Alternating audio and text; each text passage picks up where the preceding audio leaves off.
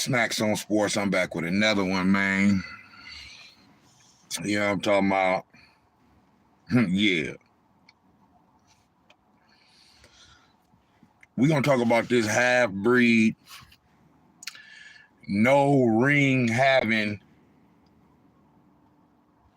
getting dumped by a Kardashian having ass bitch, Devin Booker, who want to be disrespectful to the legend, the GOAT, Klay Thompson, or as I like to call him, Clay Bompton. I'm talking about. So it just, you know, good game last night. Good game last night between the PhoenixSuns and the Golden State Warriors.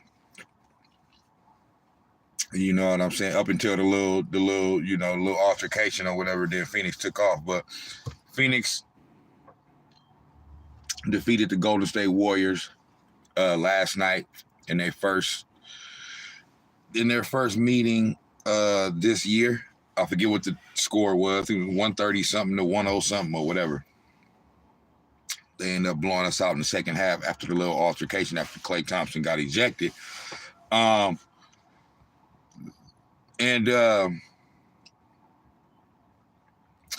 nah, man. It's just. So they won the game, you know, and during the game, Klay Thompson and Devin Booker, you know, two competitors, you know what I'm saying, haven't had words, you know what I'm saying. Klay probably got a little bit more amped up and agitated than normal. And I think what it was is Devin Booker probably said something so disrespectful he just couldn't believe, or not so disrespectful. I think what it was more or less, you know, Klay Thompson, Steph Curry, Draymond Green, you know, Andre Iguodala, you know, this whole Warriors, all the vets, you know what I mean? And I mean, all the players in general, but specifically the vets, like, they're at this place now being defending champions, just winning their fourth ring, to where they, you know, they got some seniority in the league, kind of like now, like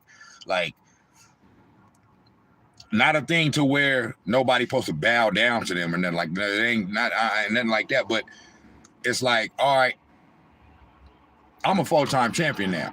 There's a certain level of respect that should automatically come with the fact that I've been so successful and so accomplished in this league for such a long time. So it looked like, you know, Klay Thompson was on some nigga. Bro, what the fuck is you talking about? Do you know who the fuck you talking to? I got 4 of them things, bro. Yeah. I got 4 of them.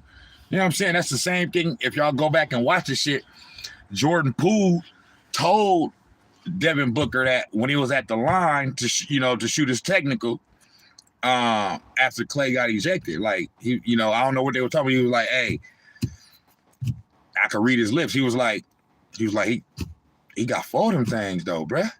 And Draymond said it to him too. You know what I mean? Now, the thing with that is, you can look at it a few different ways, right? Or 2 different ways. You could look at it as saying like Klay probably got a little bit too much in his emotions and his feelings, and, you know, resorted to talking about, yeah, I got 4 rings and this and that and blah, blah, blah. And that's like, in a way, you could kind of look at that as a like a Like, yeah, nigga, all you gonna do is talk about your rings and this and that and blah, blah, but what you doing right now? Kind of like I could see somebody looking at that saying Clay looked a little weak in that moment. You know what I'm saying? I'm not saying that. I'm just saying I could understand somebody looking at it from that perspective, kind of saying like he looked a little weak in that, because it's like somebody's kind of getting the best of you. You know what I'm saying? And first thing you want to do is holler about your rings, right? However, that's that aspect of it. However, that's the reason why you win rings and win championships. You want to win them just to win them. You know what I mean? You know, you want to be the best at your profession. So you want to win championships because that's the goal. But you also want to win championships for bragging rights. Period, point blank. So I heard Steve Kerr on the radio today talking to doing his weekly interview with Damon Bruce and Ray Ratto, 95.7 The Game, the 3 to 6 show, and they asked him about that. You know, they asked him, you know,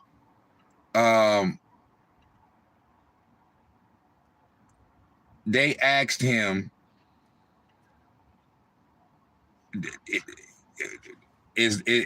was that like a weak move, or was that, you know, or is that, you know, what Clay did, talk about my rings and this and that? And Steve Kerr was like, that's totally what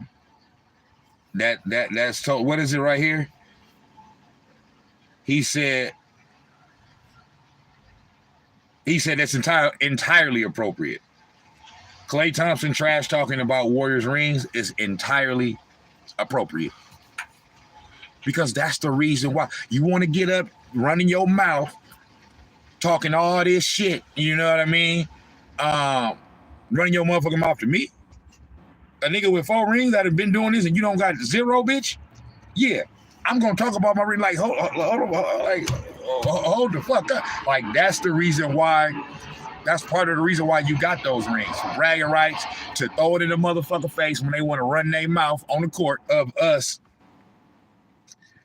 in this one particular game. This one game don't mean shit in the grand scheme of things. Go win a championship, you little half-breed bitch. I don't know, motherfuckers say, oh, well, nigga, why you saying Klay Thompson a half-breed too? I'm just talking shit. That's all it is. I'm just talking shit, bro. It's just, I'm not even serious with that. I'm just playing around, joking, talking shit. You know what I'm saying? But yeah. Devin Booker, you's a half-breed ass bitch. You know what I'm saying? And so yeah, go win a ring before you come talk. Don't even look at talking to me. Look. Don't even think about looking my way, talking to me. And you got no rings on your finger, bitch. One more, I'm getting ready to fill up a whole motherfucking hand, bitch. So what the fuck you talking about? Don't speak to me. Speak when spoken to, bitch ass nigga. Yeah, fuck out my face. Now, and I like that. I'm with Steve Kerr. You know what I mean? And Klay talk, yeah, you gonna hear about these rings, bitch. Now, the next time they play, Klay ain't gonna say nothing about no rings. He just gonna commit to busting ass. Yeah, that's pretty much all it is. And so I was pretty, you know, agitated myself watching it and seeing this brother, Devin Booker, who talked all that shit about Luka Doncic and how flopping he is and faking he is, and got your ass bust in Game 7 of not even these niggas be talking about, well, if the Warriors would have had to play Phoenix last year in the playoffs, who knows? They may not have. Bitch, they couldn't even make it to us to play us. What the fuck? I hate dumbass arguments like that. Well, they didn't have to play. They didn't have to play the PhoenixSuns, so they probably would have gave them a little bit a better run for their money. My nigga, they couldn't even beat a one-man team in fucking Luka Doncic and the Dallas Mavericks. You think they gonna beat us? That's their fucking fault. They y'all wasn't even good enough to even make it to the Western Conference Finals after winning all them damn games last year. And having niggas talk all year about how Phoenix is the team to beat and this and that and blah, blah, blah, because these niggas won 65, 66 games or whatever the fuck it was. And then got to the playoffs and couldn't even get past the fucking second round. So that's where Klay Thompson's energy is coming from. Like, bruh, huh? We damn near swept the nigga that you lost to. But you want to talk to me. No. You need to worry about Luka Doncic first in the Dallas Mavericks before you even think about talking to me. Yeah. Yeah. You see what it is? Flow, bitch. You know what I'm talking about?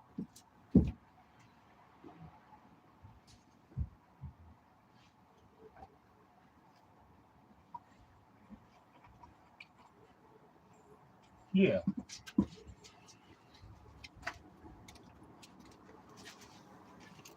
Yeah, man. Yeah, so before you even thinking about looking at me and talking shit to me, brother, you might want to make it happen. I understand that they got to the NBA Finals the year before. You know what I'm saying? Like I said, what happened? Your ass lost, bitch, to the motherfucking Milwaukee Bucks. Giannis Antetokounmpo put foots all up in that ass. Okay? And then, but you want to...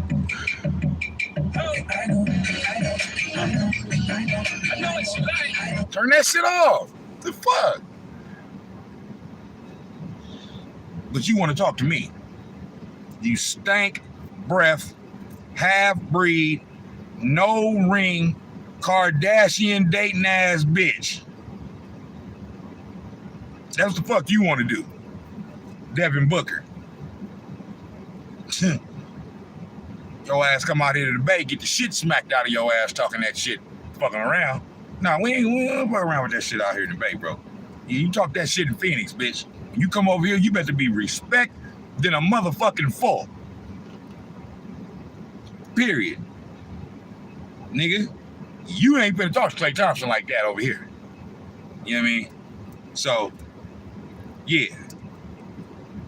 Yeah, we liable to come up out the stands on your motherfucking ass and DDT, drop kick your bitch ass with some old school wrestling moves, bitch. You know what I'm saying? So, and you know, they got the little, you know, and so another thing that's coming from this game right here is,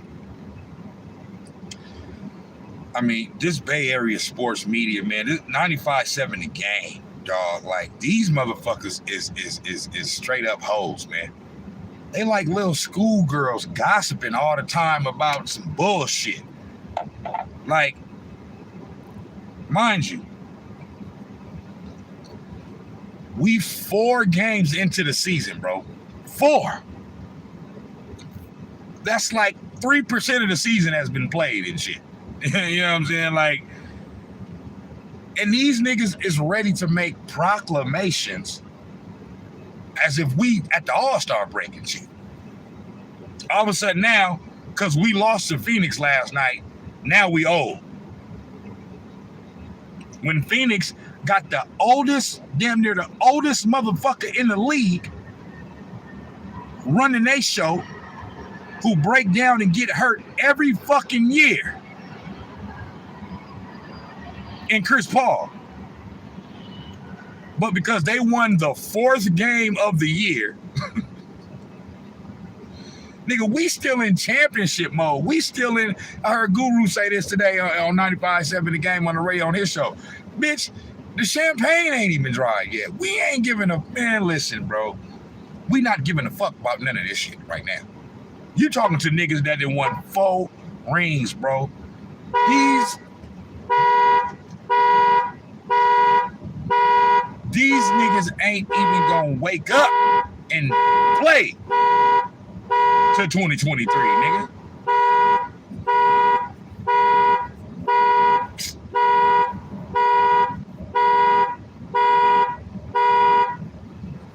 I mean, damn, my nigga. What's going on? Y'all niggas gonna let y'all niggas go off like that? Or y'all gonna, you know what I mean, turn the motherfucker off, nigga, damn. You know what I'm saying? So, man, this shit crazy, bro. But from this game, from them losing this game, you know, you got niggas on TV, Charles Barkley, you know, everybody know you's a hating ass bitch. Now, I you know, the legend, Charles Barkley. And that's, you know, hey, respect the legend. Charles Barkley was a beast when he played, okay? Now, Hall of Famer. And I will give Charles this, that over the years, since we've been on our run, he has, you know, given the Warriors somewhat, he started to give the Warriors over the past few years, you know, somewhat of the props that they deserve. You know what I'm saying? So, you know, he ain't got no damn choice. He didn't keep winning championships, so he ain't got no choice but to come around and say, well, you know what? I was wrong than a motherfucker talking about jump shooting teams, can't win, you know, that type of shit. So he didn't came around a little bit, you know. However, some of that Warrior hate is deep down, that shit is still there. It's still in there, because he always, you know, when he get a chance to say some old slick shit about the Warriors, you know what I mean, he'll say it. And last night, you know, inside the NBA or whatever the fuck, NBA on TNT after the game, you know, here he come talking about they getting old. And I didn't hear this nigga say nothing about Chris Paul and his age. Chris Paul like 37, 38 years old. Our oldest player is 34 and still in his motherfucking prime. He's the fucking best player in the league. So why you ain't talking about that, Charles Barkley? Why you want to talk about a nigga getting old and talking about so this nigga gonna say, yeah, you know, it just ain't the same, man. It just, you know, they getting old and them guys getting older and you know, yeah, man, I don't know, man. Like, bitch, we the champions right now. Right now. Right now, we the champions. Defending champions, whatever the fuck you want to call it. We are the reigning, defending world champions right now. So how can you fix your fat ass mouth to say some shit like that when we just won the fucking championship and we only 4 games into the new season? Like, I don't get it. Actually, I do get it. It's because they want the Warriors to fall. So they want the Warriors to fall. So that's the reason why they saying all of this erroneous ass shit. Now, Charles Barkley got to saying how, yeah, you know, it's gonna have to be them, you know, cause last, you know, them boys getting old, you know what I'm saying? Yeah, cause you know, last year it was Poole and Wiggins, you know what I'm saying, who helped them, you know, win that championship, blah, blah, blah, blah, blah. First off, Kenny Smith sat up there and right after you said that, told you right in your face, you do realize that Jordan Poole and Andrew Wiggins are on the team still. So how is what you saying make sense? Yeah, man, them young boys gonna have to do it, man. You know, Wiggins and Poole, they just did it last year, and they own the team right now. You talking as if they not on the team no more or something, and it's some replacements that got to replace them. They own the team, bitch. So what are you talking about? So even if that was the case, if Clay and Dre is slowing down and, you know, and Steph, and, you know, they getting old and all of the other shit, the motherfuckers that helped win the championship last year is on the team this year. So they can do the same thing. What the fuck are you talking about? You know what I'm saying? And not only that, bitch, you're lying. You told a halfway truth. Jordan Poole didn't have a great NBA Finals. He had an okay NBA Finals. Where he played his best was in the first and second round. That's where Jordan Poole, most of his contributions came. Yeah, he helped, and overall in the whole playoffs. But that first and second round is where he did most of his damage against the Nuggets and against the Grizzlies. And the third and fourth round is where Andrew Wiggins did most of his damage in the finals and in the Western Conference Finals. Okay? However, yes, Jordan Poole is a young player. Wiggins, you can kind of consider him a young player still as well. But Wiggins is a veteran. He's not the same in that young player category like Moody and Wiseman and Kuminga, and to some extent Jordan Poole. Okay, so Wiggins is a vet. Yeah, he's young still, but he's not as young as the babies that's on our team. Okay, so that's one, and that's two, and for three, it wasn't just. For one, this notion that did Klay and Draymond have like their typical playoff run? Probably not. But if you go back and watch, Klay was just pretty close to what he usually is in the playoffs. He did what he did in the playoff in the regular season last year in the playoffs. It was basically the same. He averaged about 20 points. You know what I mean? Shot well enough from three. So Klay did what he was supposed to do. Game 1 against the Memphis Grizzlies in the second round, Klay hit the game-winning shot. That three-pointer. And made a key defensive stop to secure the victory on Ja Morant. Yeah, he did that.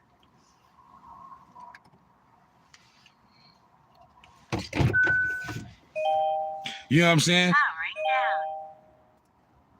So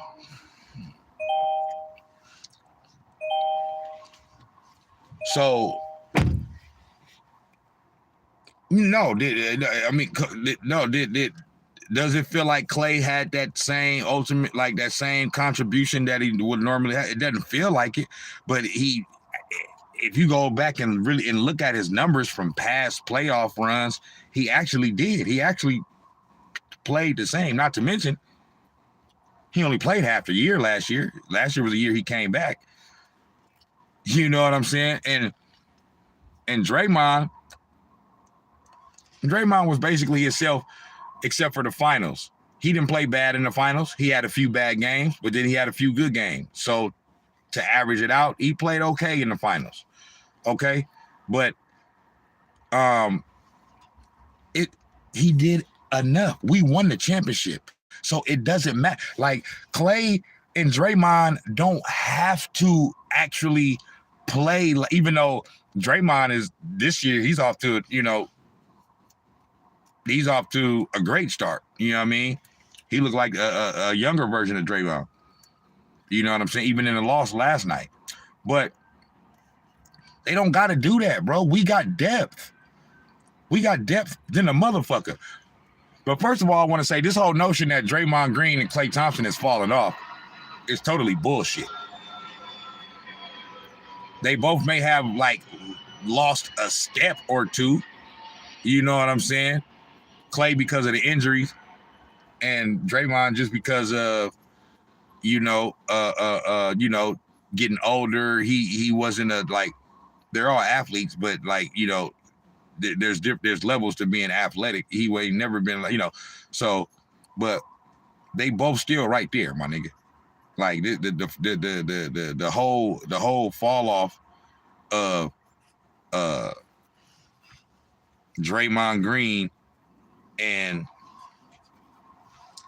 Klay Thompson is greatly over exaggerated, bro. You know what I'm saying? And but the last thing I was gonna say about that portion of it is Charles Barkley talking about, oh, them young boys, isn't that blah blah. Otto Porter hit a lot of big shots in the playoffs last year in the finals. Gary Payton II, he was injured, okay, for the second and third rounds, but when he did play in the first round and in the finals, he contributed. That defense, you know, helped. Who else? Even stand still, statue ass Bielisa hit some shots in the finals. So it wasn't just the young, like Kuminga, Moody, and Wiseman barely even played in the playoffs last year. Barely even played in the finals. So what are you talking about? What are you talking about, Charles Barkley? What are you talking about, Chuck? Like the veterans, with the help of a younger player like Jordan Poole, and, you know, the veterans won this championship last year. Not them young boys. And everybody's back. So what are you talking about saying like they want to have some doubt. They want to have, you know, they don't want the Warriors to win it again and be successful. You know what I mean? So they're trying to speak it into existence.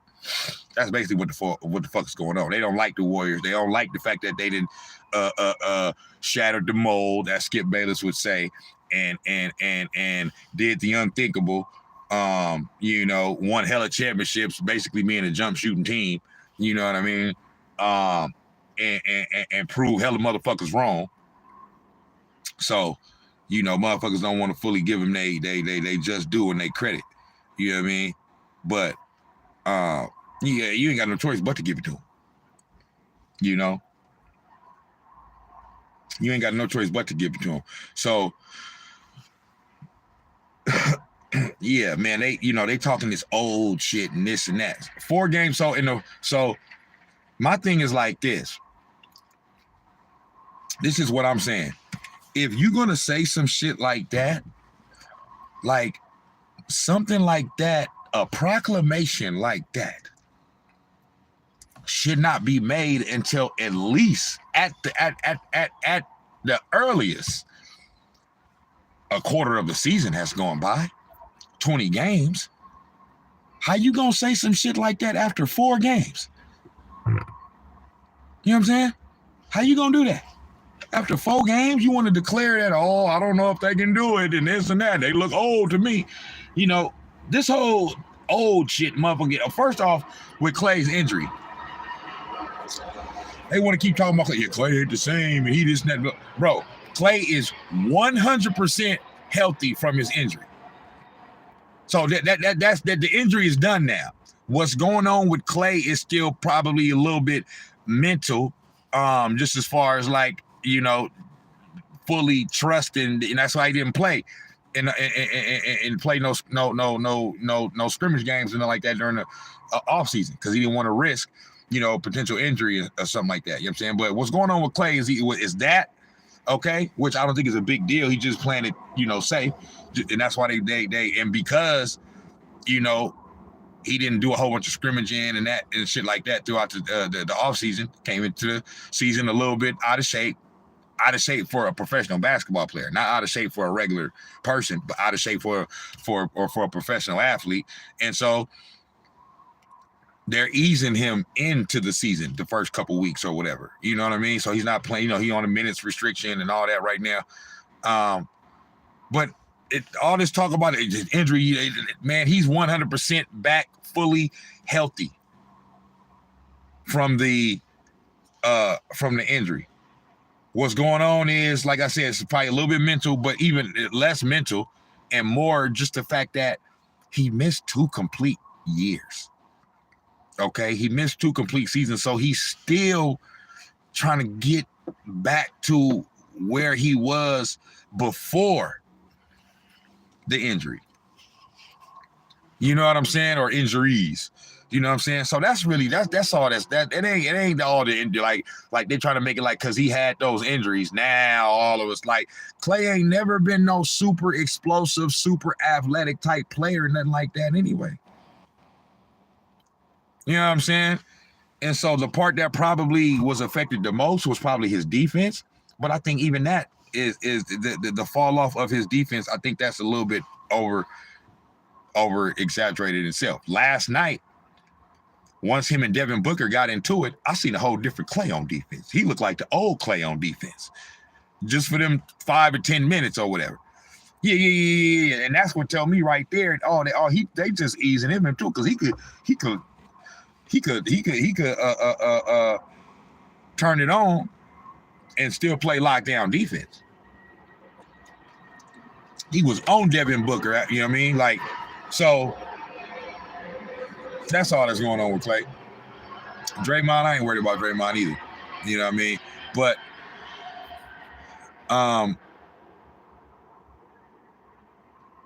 fuck was I gonna say? Yeah, man, nah, just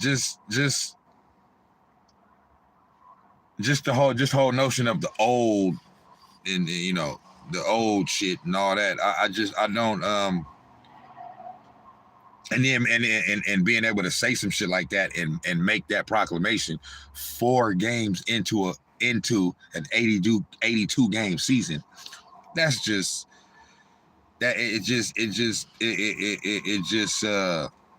it's pretty befuddling. You know what I'm saying? It's pretty befuddling. And so be off that once again, Phoenix, they the team to beat, and they this and that. Man, that game was much more important to Phoenix than to us. They won it. Okay, cool. We get bet you won that game. That game was more important to Phoenix. They the ones that got embarrassed in the motherfucking playoffs, and you know, so they coming into the year. They want to prove, that they're, that they're back, and the last 2 years wasn't a fluke, and all that type of shit. So yeah, go ahead and use all your fuel and all your molecules up, in the first part of the fucking season and shit, and be all worn down and all that shit by the end of the season. Yeah, go head on, because you want to prove, man, you ain't proving nothing to nobody in no damn regular season. Nothing. So if I was the Phoenix Suns, I wouldn't even want to win hella games. I just want to win, win enough games, have a good seeding in the Western Conference playoffs, anywhere from the top seed to the 4th seed, try to anywhere between 1 and 4, I'm good. I don't give a fuck about winning no damn 65, 70 games and all that shit. What for? If you don't win a championship, it don't mean nothing. At the end of the day, you a good team that had a good year. You didn't win a championship though. But look like once again they trying to they going for it. So go ahead on and win all them games and get bounced in the 2nd or the 3rd round again. So, but yeah, they make it all of these finite proclamations off of this one game. That's extremely early into the season. And I just don't get it. The Warriors have championship pedigree, bro. They won 4 titles out of 6 tries. They won 4 titles in 8 years. Like, to count the Warriors out after game 4 of the season, in which they lost after, like, come on, man. But one thing I will say about it is early in the year, the Warriors are not playing good defense, but it's early in the season. Like, bro, like this shit is just, it's funny to me, bro. It's funny to me. You want to be playing good basketball in February, March, and April, going into the playoffs. That's when you want to be playing your best basketball. If you playing your best basketball in October, in November, I mean, hey, kudos to you, but that shit don't mean nothing. So, It's just funny to me. And then there's the local Bay Area media, man, you know, or in particular, I'm just really talking about 95.7 The Game. You know, I just get so sick and tired of all these years. Ever since we've been winning championships, man, all they do is talk about the end and the demise and the fall of the dynasty. And when will it end? And is this player gonna be here? That player gonna be here? This contract is up. That contract is up. Will they be able to do it? This is gonna be, you know, all these obstacles that you gotta, can they, like, instead of just letting us, like I said, enjoy the fact that we champions. Like, bro, it's obstacles to win any championship, bro. It's gonna be obstacles. So what the fuck are you talking about? They did it 4 times. Y'all niggas still on the radio talking about, well, I don't know about this year. You know, they want to talk about because the Jordan Poole and like the Jordan Poole and Draymond Green things don't linger all the way to the whole year. Y'all already see that shit is in the past now? That shit done. That shit is in the past. Them boys is playing basketball, bro. Y'all the ones still talking about that shit. And that's the sad part about it from 95.7 The Game, is that it seemed like they are helping and trying to break up the team. You know, talking about it's the old guard versus the new guard, the veteran players on the team versus the young, you know, and that's another thing that they were saying. They saying, because that was Klay Thompson's first time ever in his career getting ejected. So because of that, what they take and derive from that is, well, Klay Thompson is feeling the pressure of the new young players coming up and, you know, going to take his place. And they got, you know, Wiggins got his new contract and Poole got a new contract. And bro, Klay Thompson is under contract for 2 more years, bro, this year and next year. What are we, like, what the fuck are we talking about? Why are we talking about his contract? He got under contract for 2 more fucking years. Same with Draymond. Now, Draymond got a player option after this year, but that's up to him. It's not a team option. It's a player option. So if he chooses to opt in, he's going to get $27 million, and he's going to play for the Golden State Warriors. Now, what's guaranteed is he's going to play for he's going to get $27 million. Opting in doesn't guarantee that he's going to play for the Golden State Warriors next year. He could get traded. He's not going to get traded, though, bro. He's not going to get traded. So,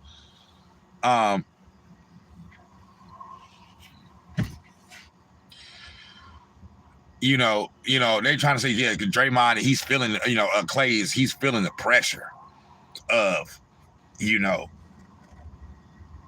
the young cats on the team. Like, so now basically y'all trying to divide the team now. Y'all basically saying that, well, Klay saying, well, now fuck them young niggas, man. I'm finna do me, fuck them, not. Bro, this is a team. They together. They trying to win a championship, bro. They trying to win another championship. This shit that y'all be spewing on these airwaves and on these TV shows, pumping all this bullshit to the casual sports fan that's gonna take y'all shit as the holy Bible, man. It's just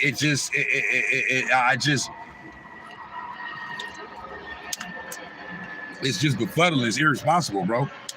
I know they need shit to talk about, so they got to say shit and spark shit up and you know. But I mean, damn, you would think 95.7 The Game, the flagship station of the Golden State Warriors, would, you know, have a little bit more. I mean, can we get some home cooking? Can we get some home cooking? Niggas outside the Bay Area already kicking our ass all the time, talking about we ain't shit, we ain't this, we ain't that, fuck them niggas win too much, them niggas, fuck them niggas, and all that. The last place we want to get it is from our own home base. So I want to play a few of these clips, man, so y'all can see exactly what the fuck a nigga like Jada talking about, man. Jada Snax, man. Right here on Snax on Sports, because this is motherfucking bullshit right here. Yeah, this is bullshit.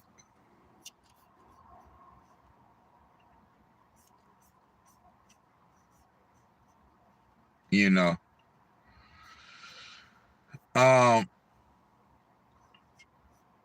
First, I want to go to the Charles Barkley thing so niggas can hear that. Let me see.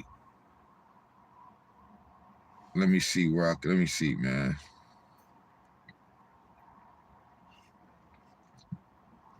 Lakers.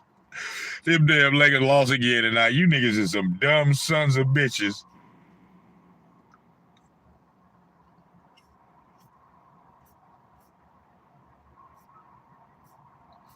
Yeah, I'm gonna play this Charles Barkley clip. Then I want to play a clip from Undisputed, Skip and Shannon, where they're talking about the Charles Barkley clip. What's it? Okay.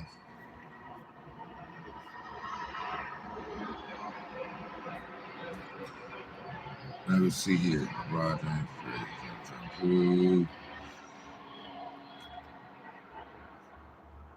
Let me see. Skip and Shannon.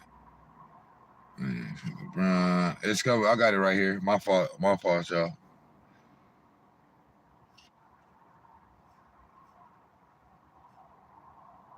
What's the Westbrook?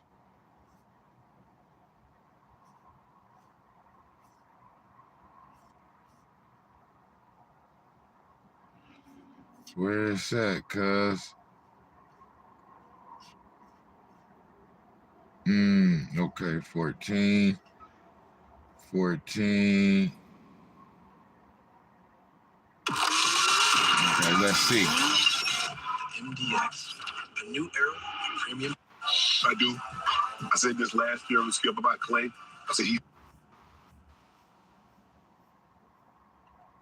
Flipping, showing their age. This after the Warriors' 134-105 loss to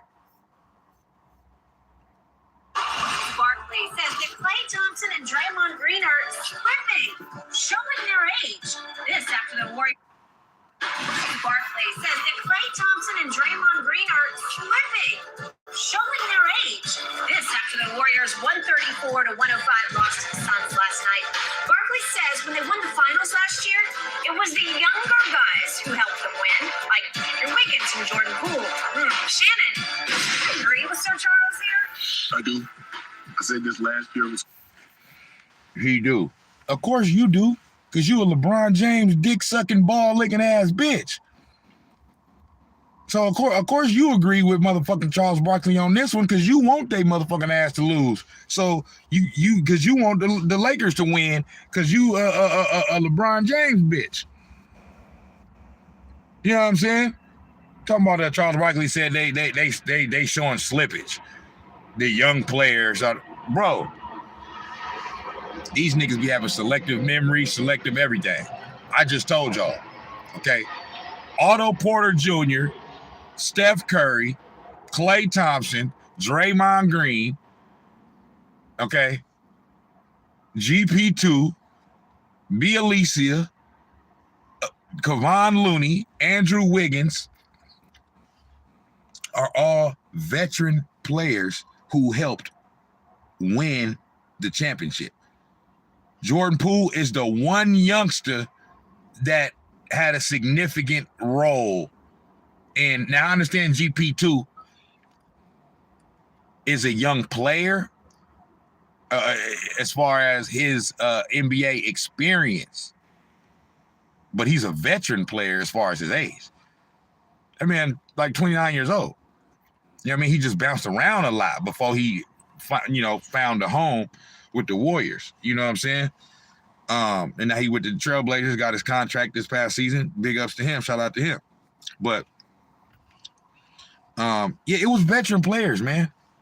So Chuck is putting that out there because that's the narrative that he want out there, for whatever reason or whatever, because he want the Warriors to lose, and that's just he's not being truthful, or either he just forgot about all of the players that I named that contributed to the championship. Kuminga barely played in the playoffs. Moody barely played in the playoffs. Wiseman didn't play at all the whole year. You know what I'm saying? Those are so you would add in Poole. So those four would be the four young cats. Three of them did not contribute at all really in the playoffs. Okay. Moody and Kuminga got in some games here or there, you know, throughout the playoffs and, you know, did they, you know, they little rookie shit and, you know, but as far as the grand scheme of things, they didn't really contribute at all. You know what I'm saying? They earned their rings. They deserved their rings. They were on the team and they contributed throughout the season to help a team win a championship. So they earned their rings, but I'm saying they weren't a big part of they would have won a championship without them three niggas even on if them three niggas didn't even exist.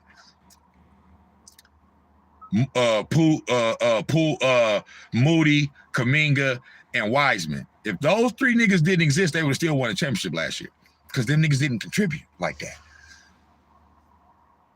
So that debunks Charles Barkley's whole notion right there. I get what he's trying to say, but he is the demise of Klay Thompson and Draymond Green is over exaggerated. And you trying to push them out too soon, sir. They're not done. We got more championships to win. I'm sorry to tell you that. With Draymond Green and Klay Thompson. So just get ready for it, bitch. These old non-ring having ass niggas, boy, these niggas be mad that they ain't got no damn rings. Devin Booker used to have breed ass bitch talking to Klay Thompson like that. I'm gonna get back to your bitch ass. You feel me? But so yeah, I want to find the exact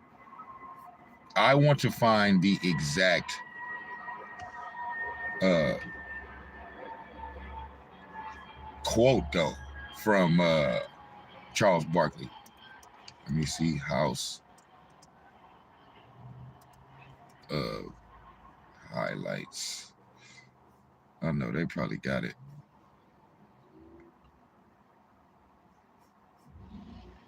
Let's see. Videos. 3 hours. One day. Shaq bets 10,000. He can spell spectacular.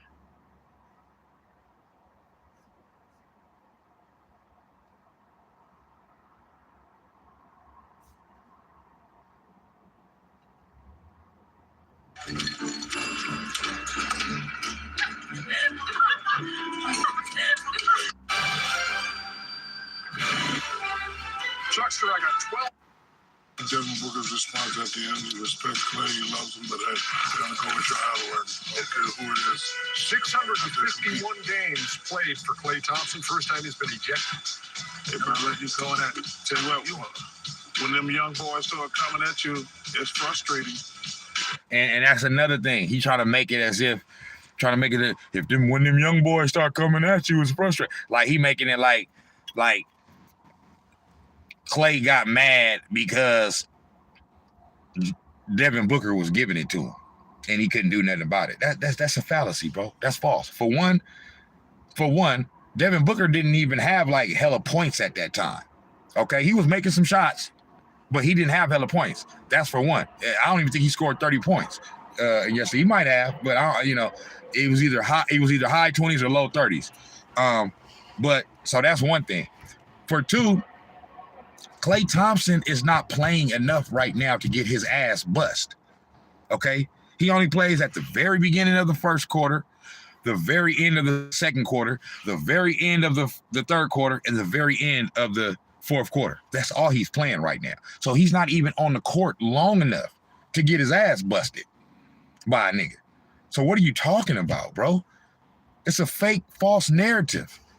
He wasn't mad because the nigga was giving it to him like he was busted, like he can't take it. Klay Thompson had his ass busted before. He didn't shut a lot of niggas down, but it's happened. These are NBA players. These are great players. These are the best basketball players in the world. You ain't just gonna stop these niggas like that. But he wasn't getting his ass busted like, oh, he got frustrated because he couldn't stop. These young boys coming at you. That had nothing to do with it. It had everything to do with something that Devin Booker probably said that Klay Thompson deemed as disrespectful because I'm Klay Thompson, my nigga. And I got 4 rings and you ain't finna be talking to me like that, bitch. That's all that was about. They ain't got nothing to do because you buzzed. Like that's false. That's a fallacy. So you're wrong about that one too, fat bitch. I think he was saying that he got rings over here. Yeah. Was that the side? But that boy was handing it to him tonight. That's why I was frustrated. No, you're wrong. That's why I was frustrated. No, that's not why he was frustrated, bro. You sound like a dumb, stupid, hating ass bitch. You was mad when a nigga bust your ass. Klay Thompson wasn't mad at that, bro. That's false. So everybody don't believe what that shit that Charles Barkley is saying. Yeah, he only had 1 for 8 tonight, Klay Thompson. Meantime, Phoenix took a big outscored them 22-9 the rest of the third quarter after the Booker was 34-point night. 10 out of 19 and 3 out of 8 from deep. His third 30-point game of the season. First Sunday, 30-plus in 3 of the first 4 games to start a year. 134-105. Golden State came into this game having allowed 121 points a game. They allow 134, and they score 20 fewer than they average coming in. And it turns into a blowout, 134-105, and you'll see the numbers before and after the ejection of Klay Thompson. 6-point game when it happened, and wound up winning that thing by 29, 134-105. Shaq. When you're the champs, every team you play, they're going to be playing way above their heads. And Phoenix was right there. They feel they can compete. One game, they could have had it done. So they know they're good. They're at home. They're going to be playing well. And, Devin Booker, I like what he said. He said, look, I love Klay. I respect Klay. And I always had this problem, too. Not really a problem, but, I just love David Robinson. But I got to go at you. I love you, Mr. Patrick Ewing, but I got to kill you. Hakeem, I love you. I can't kill you, but I want to catch up to you one day. So I'm glad he's out there competing. He's playing well, and they look good tonight. I would say this, Ernie. The early part of the season after you win a championship is the toughest time.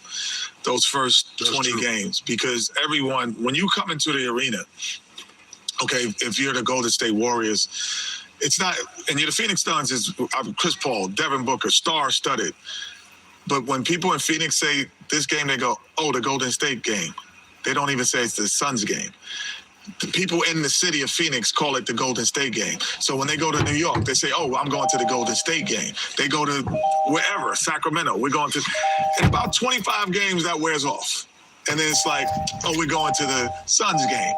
And so the energy changes about then. But right now, that energy of being champ, that everyone is focused in, the city's focused in on you, the team is focused in at a different intensity in terms of, and I think that's what Golden State is seeing right now. And I disagree with that. I just think that What part? that they got a championship hangover. This team is older, Ernie. That's what's really happening. See what I'm saying? You see what I'm saying? Now, Shaq and Kenny, they don't got no hate for the Golden State Warriors in them. So they just saying exactly what they, what they seeing. Here come this fat milk dud head motherfucker want to come talk about, I disagree with that. They just older, no, this ain't no championship hangover or this nigga. No, that's exactly what it is. But that probably ain't what it is. You right. It's not a championship hangover. It's the 4th game of the season. That's what the fuck it is. Okay? Talking about they're older. Bro, Chris Paul is older. How do you talk about this team being old? They just won the championship 4 months ago. But you talk about they old, but the nigga that's the leader and the head of your team, the Phoenix Suns, that you undercover root for because you used to play for them and you live in Arizona still and shit, okay? You don't say nothing about the fact that their number one player, maybe not their best player right now, because a lot of people say that's Devin Booker, but to me, I'm still gonna say Chris Paul is the best player on that team. That's just how I feel. I know Devin Booker, I feel like Chris Paul is the best player on that team because they wasn't winning nothing before Chris Paul. Everywhere Chris Paul go, he bring winning. Now, he ain't never won no championship, but he brings a winning culture, a winning atmosphere when he goes to your team. That's facts. He's done it everywhere he went, everywhere he's been. So, to me, that's the best player on the team. Not a nigga that can score 70 points in a game and still lose, but want to be celebrated for the 70 points. Give a fuck about that 70 points, nigga. You lost. You can score 200 points, nigga. If you lost, that shit don't mean nothing. I don't give a damn. Okay? So, but my point being is that Chris Paul is older than Steph Curry, Klay Thompson, and Draymond Green. But you don't say nothing about him. Why? Because he liked them. That's why. He's rooting for them. So you can say the same exact thing that you saying about the same exact thing that you saying about the Golden State Warriors. You can say that same exact thing about the Phoenix Suns. You can say the same damn thing. But he ain't gonna say that, and he don't want to say that because this is the team that he roots for. Okay? Just say that. Say that then. Chuck say, I don't like the Golden State Warriors. I'm rooting against them. I like Phoenix Suns. I'm rooting for them. So that's just what it is. So I'm going to say some shit that's going to make it seem like, you know, it's sad, man. I don't think that's what's going on. I disagree with that. You know what I'm saying? Yeah. I think it's they just getting old. They older now. This is my thing with the older thing, bro. First off, let me let this bitch nigga finish his dumbass take so y'all can hear what this stupid motherfucker is saying. Happening to them. They're older. That's why I said, if you go back to that they got a championship hangover, this team is older, Ernie. That's what's really happening to them. They're older. That's why I said, if you go back and look at the finals, who was the guys who helped them win? It was Wiggins and Poole. Those guys are here now. Yeah, they are. But I'm saying, that's why I said it's going to be up to those young guys. Now you see that. You see Kenny. You see what Kenny just did. He said, who was it? It was Poole and Wiggins. Kenny said, they're still there. You know that, right? Yeah. I know that, but they're gonna have to show they can do it again. See, that's what these bitch ass niggas do. See, they ain't got no championships, so they want to move the goalposts for niggas that do. Okay, now last year, when it come to Andrew Wiggins, it was, oh, well, I don't know if they're going to be able to win. You know, Wiggins hasn't shown that, you know, he hasn't proved that he can do this and do that and blah, blah, blah, blah. And then this nigga was the second best player that they had in the fucking final, in the finals and in the playoffs last year. He was overall the second best player. Okay. Now that he did it, proved that he can do it. Okay. Now it's, oh, well, he got to prove that he can do it again. Nah, he already did it one time. That's good enough. He don't need to prove nothing else. You see what I'm saying? He don't need to prove some more that, you know, he got that he has a championship medal, championship heart, championship pedigree. He already showed that. Y'all niggas just want to keep moving the goalposts to fit your narrative and the bullshit that you spew out your stupid ass, big tartar ass mouth. Stank breath ass nigga. You know what I'm saying? They already proved it. They just won the championship, bro. So now you got to prove it to you again? What have you proved, Charles Barkley? Besides, you know how to open your damn mouth and stuff it with fucking M&Ms and Twinkies and shit. Okay? So don't come talking to me about nothing what a nigga need to prove, dog.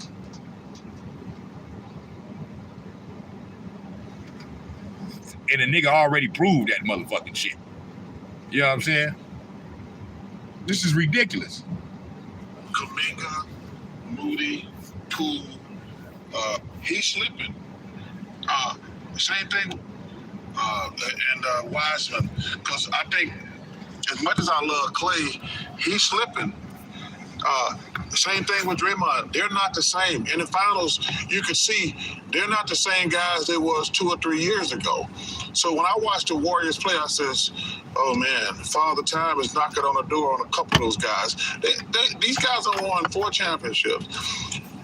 That's like playing 2 or 3 extra seasons. They're past 30. You factor in Clay, who's... Now this fat bitch just said, what'd he say? Oh, he said they're not. When he watched the Warriors, he see that they're not the same team that they were 2 or 3 years ago. Bitch, 2 or 3 years ago, we wasn't even in the fucking playoffs. 2 or 3 years ago was the pandemic shit and all that. That was the year, nigga, we didn't do nothing. KD had just left. Niggas was hurt. All type of shit, my nigga. So what is you talking about? Okay? That's one thing. For 2, like I said, bro, we the champions right now. So even if they wasn't the same team or the same players that they was 2, 3 years ago, whatever, what you trying to say, you know, when back when they won their last championships or whatever, obviously they don't need to be. They just won the championship 4 months ago, nigga. So they don't have to be that. Like, you know what I'm saying? Like they just won the championship. So it doesn't matter if they're the same player that they was 2 or 3 years ago. They're still good enough now to win a championship. They just did that. They just did it.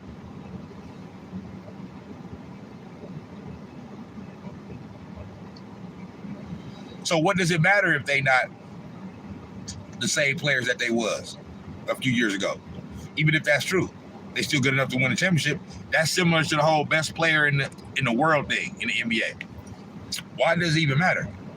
Y'all always talking about the best player in the world is some motherfuckers that can't even make it. It's LeBron or it's KD.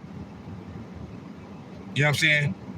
So if you can get swept in the first round of the playoffs and you supposed to be the best player in the world, or if you can not even make the play-in and still be considered the best player in the world, while 2 other niggas and Giannis and Steph is winning the fucking championships and shit, but they not the best, then what the fuck do it matter about being the best player in the world then? The best player ain't winning shit. So I don't want to be the best player in the world then. That's because they not the best player in the world. The best player in the world is Steph Curry. Some would say Giannis. To me, I'm taking Steph Curry, and I got Giannis number 2. Because Steph Curry got a championship right now. Last year, I had Giannis number 1, Steph Curry number 2. Because Giannis had the motherfucking championship. That's how this shit go. That's how the fuck this shit go. Okay? You can't be talking about, oh, I'm the best player in the world, this and that, and blah, blah, blah, blah, blah. And you can't even win a fucking playoff game or even make it to the motherfucking playoffs. Nah, that's not the best player, dog. You can still be one of the best, but you ain't the best. The best is the nigga that's holding the trophy at the end of the motherfucking year. And this bitch right here, look at this big milk dud head ass nigga right here, man. Just look at him. Look at his fucking face. This nigga look like he want to eat everything on the buffet.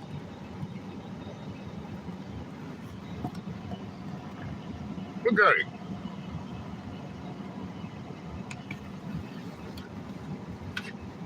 Stank mouth ass bitch.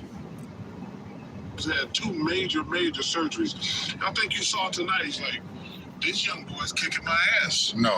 Ain't nothing I can do about it.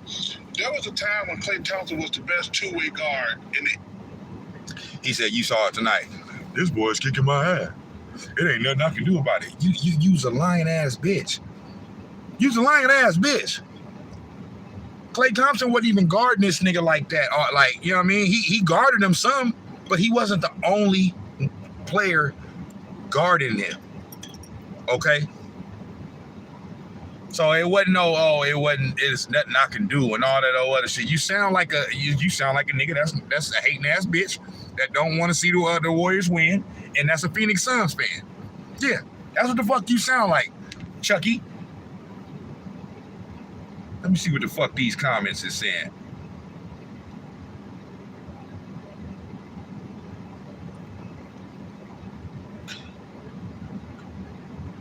Yeah, I see this one comment. That was a hell of a game. It felt like a playoff game. The Warriors got to work on their defense, though. That's all it is. This nigga trying to point out, yeah, Clay, he got his ass bust, this and that, so he got frustrated and threw a fit and got ejected. That ain't got nothing to do with it. That ain't got nothing to do with it, bitch. There was two niggas that was just competitors, just going back and forth. And Clay got a little bit extra heated. You know what I'm saying?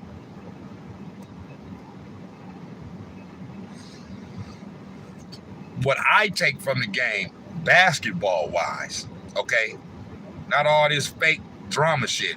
What I take from the game, basketball-wise, is just the comment that I just read, which is the Warriors they're not playing good defense right now. They're just not. Is it something I'm worried about right now? Fuck no. Fuck no. We the champions, my nigga. I don't give a fuck, but nigga, come talk to me. Come talk to me in April when the playoffs start.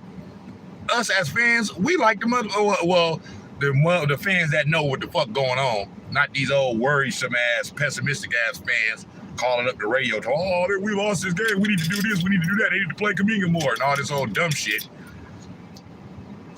Fans that really know what the fuck going on, we just like the players now.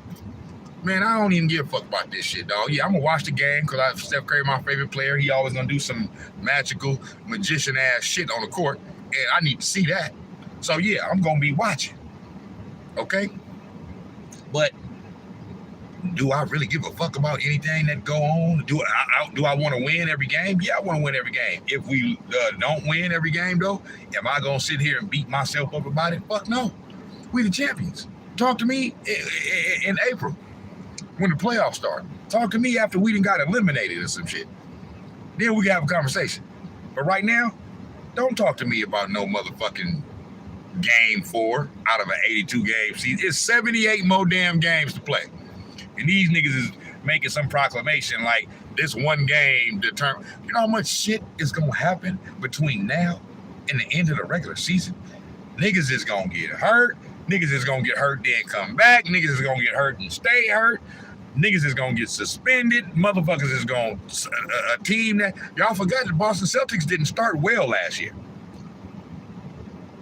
At midway through the season, about January, the Boston Celtics was like hovering at about 500. And all of a sudden, they took the fuck off all the way to the NBA Finals. So I don't come talking to me about what a nigga look like and what a nigga do. They talking about the Portland 4-0 right now. They 4-0. They 4-0. Okay, yeah, it's good to get off to a good start. Okay? The Portland Trailblazers aren't doing shit this year. They're not. Okay? If they do, I'll be surprised. Would they make the playoffs? Yeah, they might make the playoffs. They ain't gonna make no deep run, no damn deep run and all that. Man, get the fuck out of here. There's too many teams that's better than them. So the fact that the Portland Trailblazers are 4-0 right now, whoop-de-fucking-do. Whoop-de-fucking-do, bro.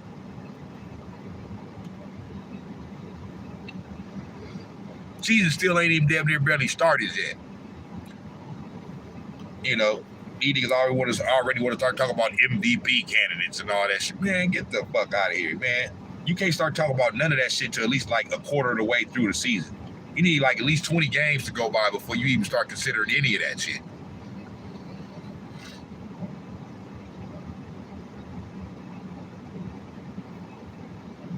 The NBA.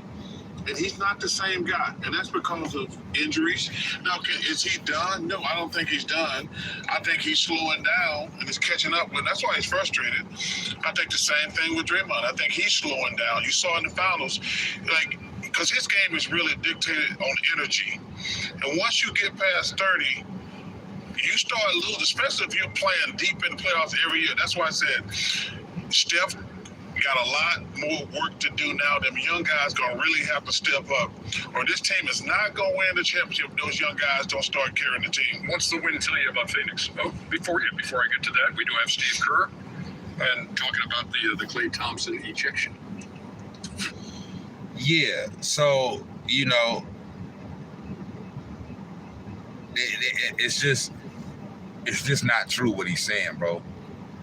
The young guys ain't gonna have to carry shit. The big three, Steph, Klay, and Dre, is still at the top.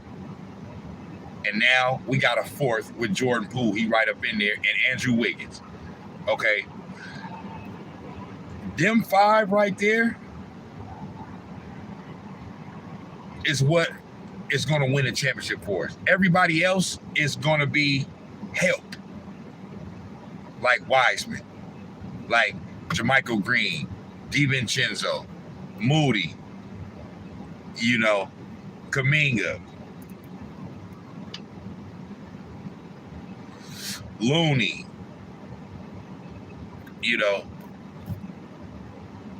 Andre Iguodala, that's what that is, bro. It's gonna be the same usual suspects running it this year, all the way to a championship. You can't take what you see in this one game and then and use that one game to I keep saying proclamation because that's the word that keep coming to my head, and proclaim and make all these assumptions or conclusions off of how the season is gonna go off this one fucking game. Both teams is gonna be different and probably better in 2 months. You know what I'm saying? So now, off of Chuck saying that, right? Off of Chuck saying that,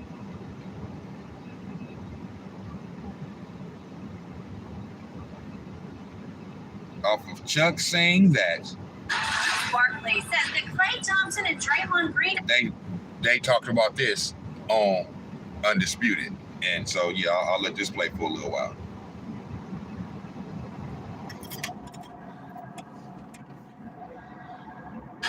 Barkley says that Klay Thompson and Draymond Green are slipping, showing their age.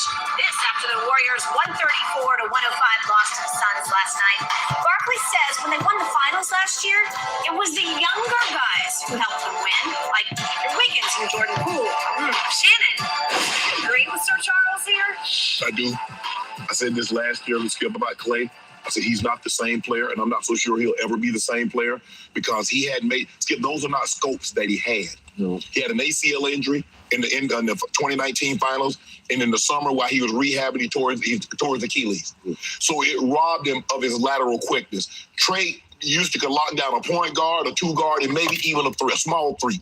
That's what he could do. Now, he still can get ultra hot, but he's not the same player. You look at Draymond. Draymond numbers were down across the board during that playoff run last year. Draymond looks like a guy that got a lot of stuff on his mind right now. Yeah. I understand he had 14 points last night. He did a great job of looking for his offense. He wasn't always looking to pass. I understand Draymond had 14 points, 8 rebounds, and 5 assists last night, which is a very great game for him, but that's what my eyes seen, but I'm gonna say something else though on TV. This nigga said Draymond looked like he got a lot on his mind. So you a mind reader. The great Shannon Sharp is a mind reader now. Use a motherfucking psychic. Use a good old fashioned Cleo the psychic. Call me now.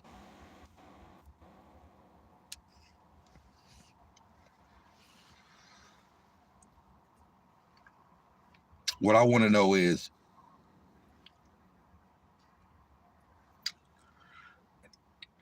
what did Shannon Sharp see? Because I know he ain't talked to Draymond. I know he ain't talked to him.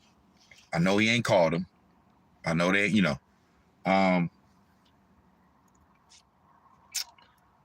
What has Shannon Sharp, Shay Sharp, what has he seen from Draymond in last night's game where Draymond played? Draymond was probably the best player on the court for us last night. Steph played okay too, but for Draymond was just, he was active. Last night's game, or even the game before that we won, and basically blew out Sacramento Kings before they. I mean, this is Sacramento Kings, but before they made a run in the fourth quarter. But what has Shannon Sharp seen even since the season has started in all 4 games that would make him come to the conclusion that Draymond has a lot on his mind? Like, how can you say that? And how can you say that? I mean, that's your opinion. You can say whatever the fuck you want to say, but I can't come out and say, man, you look like you got a lot on your mind, man. Like, now, I understand what the phrase means. When a friend of yours, a family member, or whatever, their regular natural demeanor. So when you may be around them and you don't know what's going on, but you can kind of see that, you can kind of see on their face, or, just from being around them, that something ain't right. Like, what's going on with you, man? You good? Or, so yeah, you can, that is something that you can sense or tell, when somebody's, may have a lot on their mind or going through something or whatever. Sometimes, a person may not say something, but you can see it in their face. Sometimes you can't hide it. You know what I'm saying? Right? But Draymond is out there playing like Draymond. Like, I don't see Draymond out there like playing timid or he was barking at the refs last night. He may have been a little bit, he probably has been at the beginning of this season so far, maybe a little bit less, a little bit more subdued than what he usually is towards the refs. You know what I'm saying? But it's the beginning of the season. He gonna loosen up.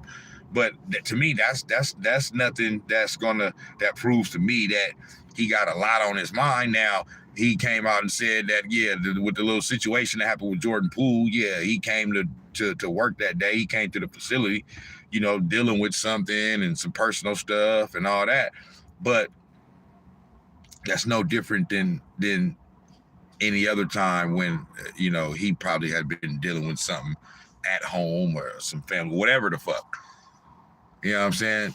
My basic point is about Draymond is that I totally disagree with Shannon Sharp when he said that right there. Draymond looked like he got a lot on his mind. Like, I don't see that at all. I don't see that at all. And I'm tapped into what's going on with the Warriors, as far as I'm on the internet, I'm on Twitter, I'm on websites, I'm watching TV, I'm listening to the radio. I know what's going on with my team. Okay. I see or hear nothing from Draymond that would lead me to believe that, his mind is elsewhere while he's on the court playing basketball. I don't see it. So to say that, to me, that's part of a narrative. That's part of him. They hope and wish and pray and want for something to be wrong with Draymond, so that something could be wrong with the team and the team won't be at its best, and so that they won't be able to win a championship. Because everybody know what the fuck we is. I mean, it's been proven. A ring before KD and a ring after KD. This last one just cemented it. Nothing else needs to happen. They don't have to win no championship no more. So, and that's a whole nother thing. All of this shit about, it's always, we can't never just acknowledge a team for their accomplishment. It always got to be, well, they can't do it again.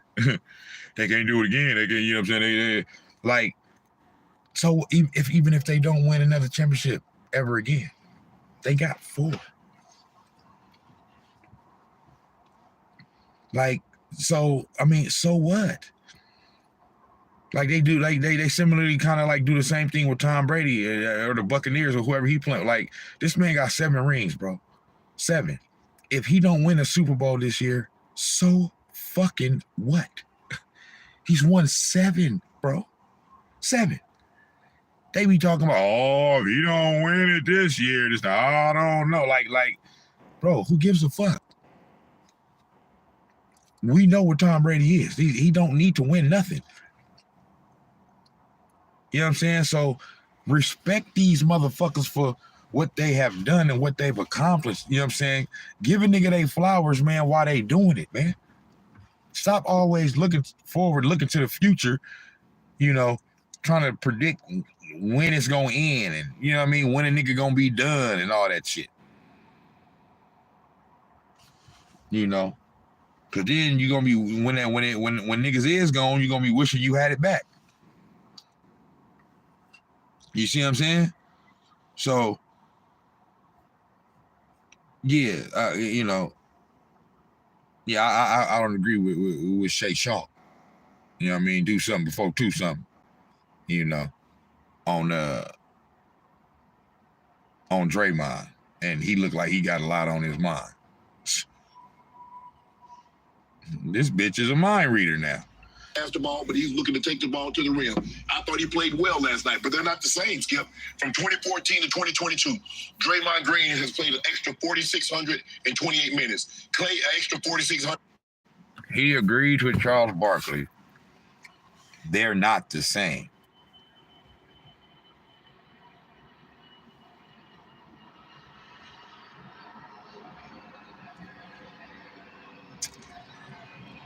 They're the champions right now.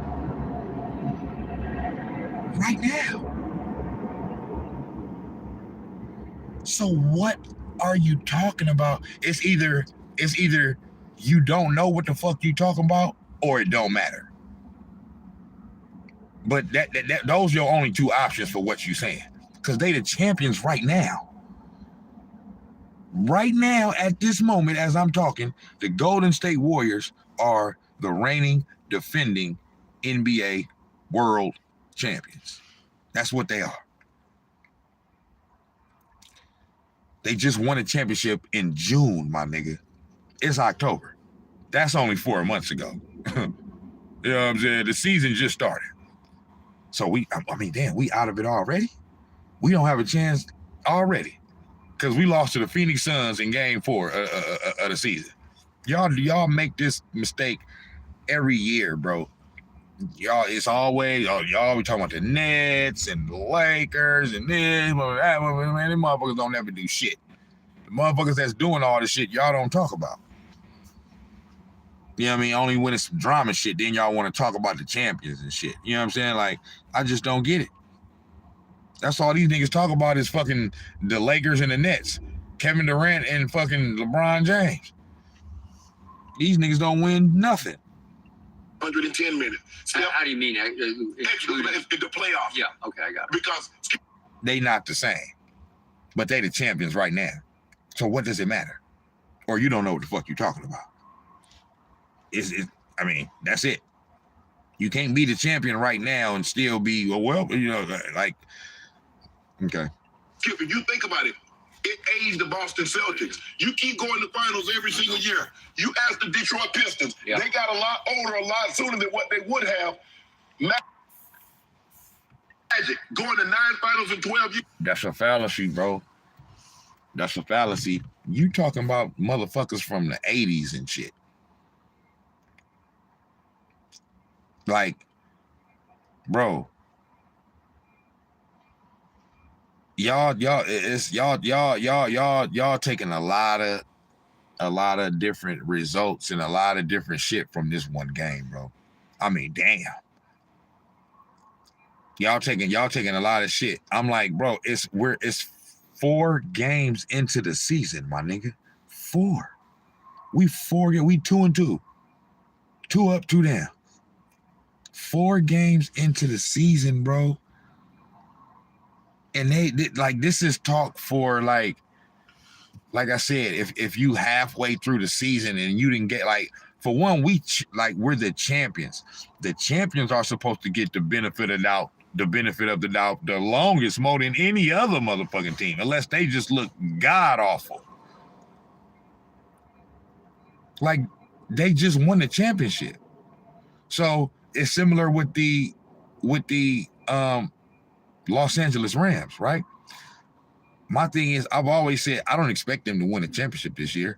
I don't see them as this. I always seen them as like a one-off, like a team that just, okay, yeah, they won it last year, and not that they not going to be good going forward or nothing like that, but and they did make it to a Super Bowl 3 years before, you know, they won the Super Bowl. So it's not like, you know, it's not like it's something foreign for this version of the Los Angeles Rams with Sean McVay as the head coach. It's not like it's foreign for them to make deep playoff runs up under him, because they've done it multiple times now. However, I don't look at them like this type of dynasty type team that's going to get ready to reel off 2 out of the next 3 championships, or 3 out of the next 4, or 2 in a row, or 3 in a row. I don't look at them like that. However, they did just win. My point is, they did just win the Super Bowl, so I wouldn't be surprised if they do. You know what I'm saying? If they somehow found a way to catch lightning in a bottle, you know, the second half of the season, and make a run and go all the way to even make the Super Bowl and lose, or make the Super Bowl and win it again. I don't think that's gonna happen, but I wouldn't be surprised if it do. They the fucking champion. You can't just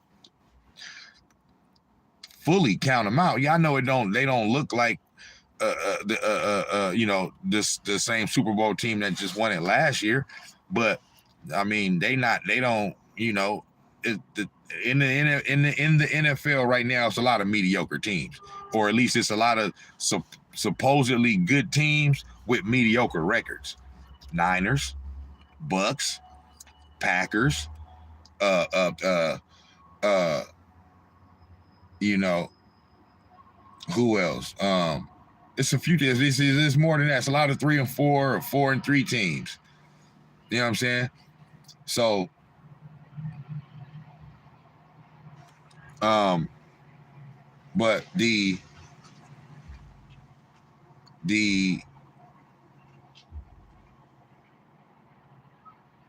Los Angeles Rams are still the reigning defending champions. So they always got a chance until they don't have a chance. But the Golden State Warriors even more so, because they have championships before their last championship. And this last championship was probably the most unexpected since their first championship. So they prove motherfuckers wrong as young players, and they prove motherfuckers wrong as veteran players, and still doing it. So that's like, you know. Years, and I talked to him. He said, "Yes, yeah." And they took some years off. The 9 finals. So to, you know, I mean, yeah, you can compare it to that, but you talking about niggas in the 80s when everything in the 2020s and all that shit is they got better everything. You know what I'm saying? Better, you know, better medicine, better technology, you know, better, you know, better technology to be able to diagnose shit better and research it more, you know, better, you know, recovery times. You know, I don't want to say better doctors, but just the fact that it's 2022 and that was 1980 something, probably better doctors, just because the doctors nowadays have, you know, more, you know, I'm not saying literally better, but I'm saying better as far as if you compare it to whatever. But so you can't just be like, oh, well, the Detroit Pistons in the 80s and the Lakers and the Celtics in the 80s, look what happened to them. And then this nigga said Magic, 9 finals took a toll on. Listen to what you're saying. Listen to what you're saying. 9 final appearances. So yeah, after the 9th final appearances, then it started taking toll. That doesn't make sense what you saying right there. This nigga went to 9 NBA finals. Magic Johnson. Okay? So it had other years where they made deep playoff runs. So if I go to 9 finals, that's 9 years right there. And I didn't even go to the finals every year in my career, almost every year, but not every year.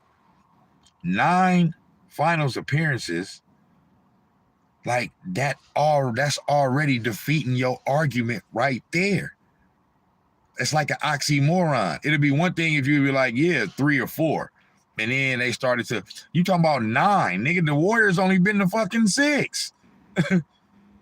Magic went to 3 more. So imagine where the Warriors at. They've been to 6 NBA finals. Magic went to 3 more. They got to go to 3 more finals to match him in appearances. And this nigga acting like, it's so much wear and tear and this and that. It must not be that. Them niggas they didn't have the access to all of the better shit that the players got access to nowadays. And them niggas was going to 8, 9 finals and all of the other shit. So what are you talking about, bro? That is just it's a fallacy. It's not true, bro. It's up to your individual body and what it can take. Some people are gonna last longer, some people are not. Everybody's body is different. You know what I'm saying? So yeah, some people's body can withstand more wear and tear than others. It's just the way it is. 12 years, and I talked to him. He said, yes, and they took some years off us. Yeah. Because you're playing longer than everybody else, and you're starting back this. Bro, listen how stupid that sounds. 9 out of 12 years. Yeah, it took some years. Man, the reason why that's the man Magic got the fucking HIV virus. If it wasn't for that HIV shit, he would have played continuously probably another 4-5 years. Yeah, he was getting old. You know what I mean? But his last finals appearance was Jordan's first in 91. So this nigga was still in the 90s going to the NBA finals. Kareem was gone. And the nigga went back to the NBA finals. Got a game off Jordan, a prime Jordan, nigga, when he was old. Older. You see what I'm saying? So that, like, it don't even make no fucking sense, bro. To even say, yeah, 9 years took a toll. Like, that's 9 NBA finals, bruh. Like, it should have been so that's 9 years where you played an extra however many games, my nigga. You know what I'm saying? So I hope y'all understand what I'm saying. That don't even make sense.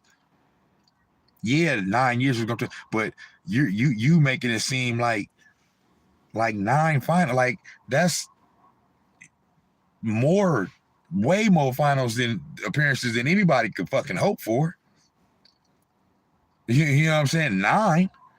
So damn, after 9, it took a toll. I mean, that's supposed to be like, yeah, after that third finals appearance, man, hey, that shit started to take a toll. Not 9. By 9, that shit should have been took a toll, nigga, a long damn time ago. 9 damn finals appearances. So that argument, it doesn't make sense. And guess what? You get a month off, and you got to start back training again. That's robbing your back. That's why you got to appreciate what go. That's what you got to appreciate what go. Go with the 9 of them things in 10 years. I do appreciate it. You got to appreciate I give you that. I give you. And we wonder why, man. And see, Look at LeBron. He never used. and that's all this is about. That's all it's about. Y'all heard him talking about. See, that's why you gotta appreciate GOAT. GOAT. He talking about LeBron James, his GOAT. You know, he talking about that's why you gotta appreciate GOAT because he went to 9 finals. You know what I'm saying? In 10 years and all this other shit. That's all this is about. That's all this is about for him is to try to figure. LeBron James ain't nowhere near this conversation. This is about what this topic is about. Charles Barkley saying that Klay Thompson and Draymond Green, 2 players that are actually younger than Steph Curry, that they didn't mention, that these 2 players are in decline and this and that. I'm not saying that they're not in decline as far as like I don't really think they are, me, to be honest with you. But even if so, it's very minimal, bro. It's not enough to make it to where it's not possible for them to win a championship. As long as it's not supposed to be guaranteed that you're gonna win a championship. You're supposed to have to go out there and earn it and win it. So as long as if they got Klay Thompson and Draymond Green on the team, that they still have a chance to win the championship, they're one of the 4 or 5, maybe 6 teams that has a realistic chance of winning it. That's all that matters. That's all that matters. And you're not going to get rid of Klay Thompson or Draymond Green when it still looks like they still have something in the tank that can contribute to a championship, even if it's not what it was in 2016 and 17 and 18. If it can still contribute to a championship, you're not going to get rid of them because of their cachet.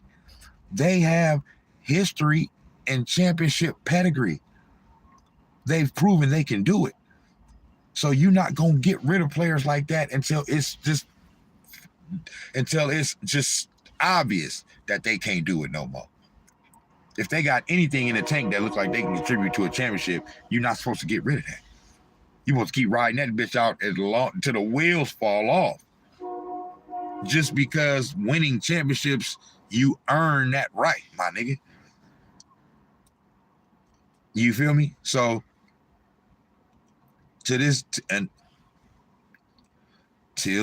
day, since these 3 have started, when Steph, Klay, and Dre are in a series and none of them miss a game, they're undefeated. Okay? They're undefeated. In 2016, Draymond wasn't there for game 5. Okay? So he wasn't there for the whole series. In 2019, Klay Thompson wasn't there in game 3. See, people forget this. In 2019, against the Toronto Raptors, Klay Thompson was injured for game 3. He didn't play. That's the game back. That was game 3 at the Oracle where Steph went off for like 40 something. They still end up losing the game, but Steph went off. Okay. And Klay Thompson came back game 4, sucked it up. And they end up losing that game. That's the game that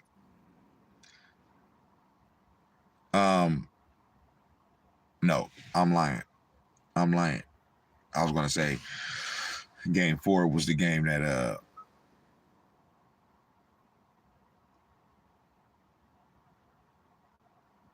that Kevin Durant attempted to come back and play for it, but no, that was game 1. That was game 1 because they had home court advantage. Was it?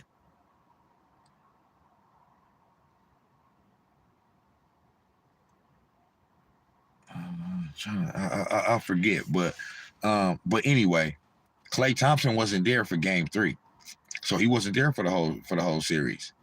Okay, in game 6 he got hurt too. That's the game where he fucked up his knee. You know what I'm saying? And he was going the fuck off. He was going off.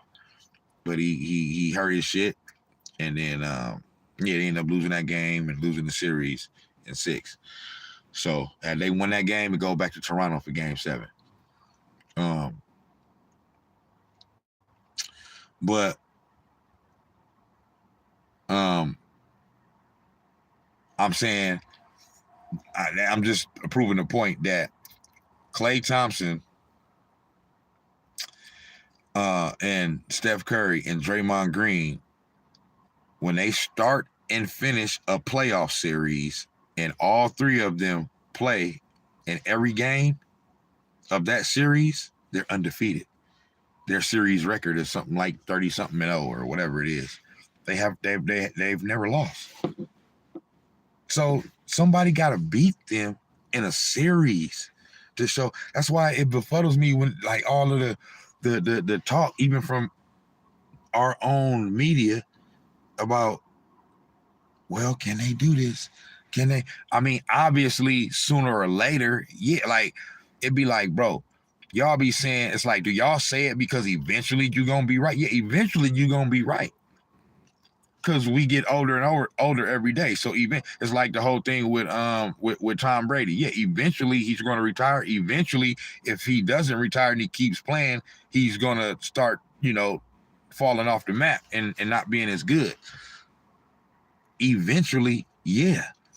But he's proved y'all motherfuckers wrong, nigga, over and over again by now.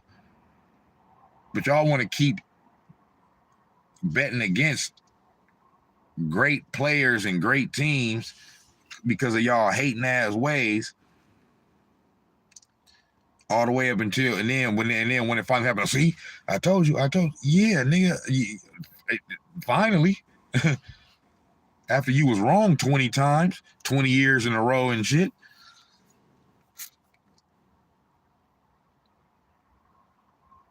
So yeah, it's to get injured. Do you realize the man went to 9 NBA finals in a 10-year span? He's playing longer than everybody else. And he's not playing no 30 minutes, Kevin. He's playing 38, 39, 40 minutes a night. He is Iron Man. So he's playing the equivalent of 3-4 NBA seasons more. Yep. But yes, Skip, I see that. And Charles is absolutely right. You look at the contributions that Andrew Wiggins gave him last year, skipping that playoff run. Mm-hmm. You look at Jordan Poole, the contributions. Yeah. Those guys are going to have to carry a lion's share of the load again this year. Mm. I'm not so sure. Now, Klay still can get hot. Don't sleep on it. But Skip. Sound like that's what your bitch ass doing. Sound exactly what your bitch ass doing is sleeping on her. See how they double talk? They double talk. Because they want to make it to where if they wrong, they ain't fully wrong. Because what I did, I left a little misnomer and I said, okay, if this happened, it's a little caveat in there that I threw up in there to say, hey, yeah, I talked shit about him and said he ain't shit and he's a fucking piece of shit. But I did say, well, he still can't get hot. Nah, nigga, I don't want to hear that. He getting old. You agree with Chuck. You agreeing with Chuck. You agreeing with a no-ring, donut-eating ass, milk dud head ass bitch. He can't give you those performances like he once could. Game 5, game 6 Klay? He can have moments. But Klay was, I don't know if he'll ever be that 22, 23 point a game against scorer and lock it down defensively. Bro, Klay averaged 20 last year. What are you talking about? And Klay has never averaged 22 or 23 points a game in the regular season. It's been no higher than like 20. Okay. Yeah, he has games where he go off and he get hot. This nigga talking about, yeah, he can have games where that's all he been doing his whole career. Klay ain't been doing that shit every night his whole career. That's never been Klay. It's been many playoff runs where Klay was off and had about 11 points, but he played great defense. Like they're making it seem like before the injury, Klay was averaging 30 points a game and just lighting it up every night. Like he's Steph Curry or something. He's always been the number 2, bro. He's always, you know, shot the ball well. He's had those games where he went for 60 and all of that other shit, and you know, 60 on 11 dribbles and 37 points in a quarter and this and that and blah. But yeah, he's one of the greatest shooters of all time. But he's also had many, like Klay Thompson, he's always been consistent. Yes. I'm not saying he's inconsistent, but I'm saying that he like, it's not at all unusual for Klay in a playoff series to have 2 or 3 games where he only scored like 11 or 12 or 13 points. And then maybe another 2 games in that series, you know, he go for 25 and 27. That's Klay Thompson for you. That's what he does. So this notion that he, you know, just, you know, he's lost something, like you these niggas got selective memory. I'm telling you what it is, factual. I watch these niggas every night. I have not missed a Warriors game. I know this team like the back of my black ass. I ain't missed a Warriors game in years, my nigga. Since the 2016 season, I ain't missed one Warriors game. I watch every one. So I may not have watched every second of every game since 2016, but most of them I have. But the ones that I haven't, you know, maybe I had something to do. I couldn't be home at the time to watch the game, so I either recorded it or, you know, it may have been something where I wasn't able to watch the whole game, but I got home in time enough to watch the second half or the fourth quarter. But I still seen a portion of every game since 2016. You know what I'm saying? So I know this team. I know the players. I know them, bro. You know what I'm saying? This nigga Shannon Sharp don't know what the fuck he talking about. He just hearing what Chuck's saying and agreeing with him and repeating that. And he's doing it because deep down, he's trying to find a way to he don't want them to be successful like that because he want LeBron James to be. That's all it's about. It's about LeBron James. That's why he found a way to bring in LeBron James and talk about this nigga when the topic ain't got nothing to do with LeBron James. But he found a way to bring him into it because he just can't be left out. You gotta remind the public, you know, about LeBron James and his career and everything he done. But Steph Curry got the same amount of rings as you, but you the GOAT. But a nigga in your same era got as many rings as you and has to beat you to get 3 of his rings. I don't get it. Because he was the best two-way guard. He was. As far as guard now, you know, Kawhi and PG, they can lock it down. But Klay, hey, who you need me to guard? He was guarding in the finals. He was guarding a lot of times. He was dealing with LeBron. Yep. And still having to make big clutch shots. So for me, Skip, yeah, they're a different team now. There's a reason why they gave Andrew Wiggins. There's a reason why they extended Poole. Yep. Because they're going to rely on these guys heavily, and they need to. Wiseman's coming along, but right now, Skip, yeah, they're a different team. I'm not going to count them out. I'd be foolish to do that. But they're a different team. These guys are getting older. You did, I remind you, pick the Golden State Warriors to win the West. Are you already wavering on that pick? No, because I still believe like Jordan Poole. Look, Skip, I mean, you know, you got a little hangover right now. You know, we the champ. And, you know, Klay got upset last night because he and Booker, because guess why? Booker was busting him up. Busting him up. And was D'ing him up. Mm-hmm. And so... See? He just repeating what he heard Charles Barkley say. He ain't did no type of work, no type of research or nothing like that. He just repeating what Chuck said. It's a damn shame. He was busting him up. You busting him up. No, he wasn't. Klay Thompson wasn't on the floor long enough, bro. So, you know, you niggas could, you know, also, you know, it's It's good. Y'all had that one, and y'all do what y'all do, and crown the Phoenix Suns after 4 games. Go ahead on and do that. You know what I mean? Give Devin Booker the MVP. Go on, give it to him. It's all good. Yeah, do your thing. We'll see what happens in April and May. You know what I'm saying? Hopefully, everybody healthy and all that. But yeah, we'll see what happens. To say this is a different team, I don't get it. I don't understand. How different? What type of difference, bro? What type of difference are we talking about here? I keep going back to it. We the champions right now. You picked the Golden State Warriors to win the championship, but then you want to say, they're a different team. I mean, well, what are you saying? I mean, you got them to win the championship this year, but they're a different team.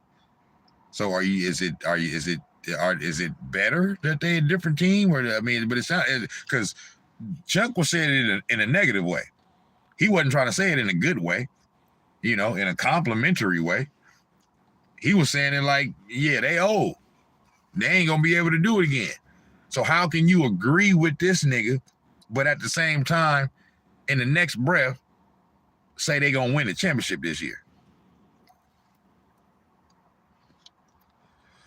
Sound to me like you's a stupid, dumb, ignorant son of a bitch. Make up your mind. You niggas is some double talking ass bitches, man.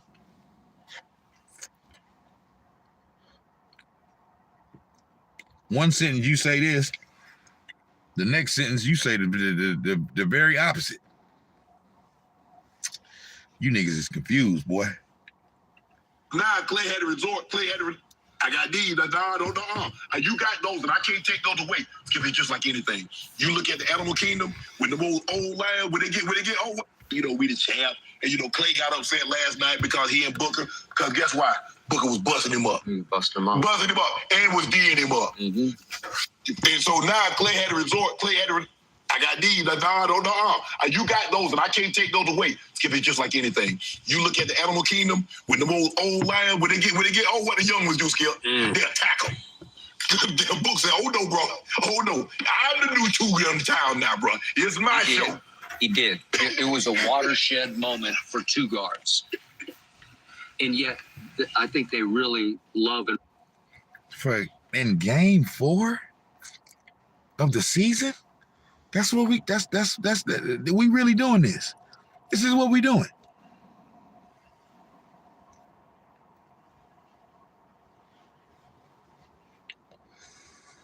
This is sad, man. So what did he say right there? It's my show. He did. It was a watershed moment. The book said, "Oh no, bro. Oh no, kingdom with the old lion, when they get old, what the young ones do, Skip? They attack them. Those, and I can't take those away. I got these. You got those, and I can't take those away." So now, because this man shot the ball well in game 4 of an 82 game season, in a game where they wanted it way more than us. Because he did that, now that counts more than a nigga that has actually won the championship 4 times. So now, so because he having a good game, I can't be like, nigga, I got 4 rings. Fuck this little game. You what you think you doing? I got 4 rings, bitch. I'm the champion right now. I can't say that because he making a few shots and talking shit to me. Yeah, make your little shots. Don't say nothing to me though, because you. I'm not even paying attention to you like that. I'm damn near letting you do that shit, my nigga. Cause I'm just trying to get my win and just get my conditioning up for later on in the season.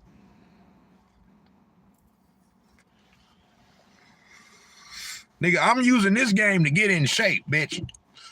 And you out here playing, trying to act like this game 7 of the NBA Finals. Which your ass would lose anyway. So you doing all that shit right now. Why you didn't do that shit in game 7 against Luka Doncic?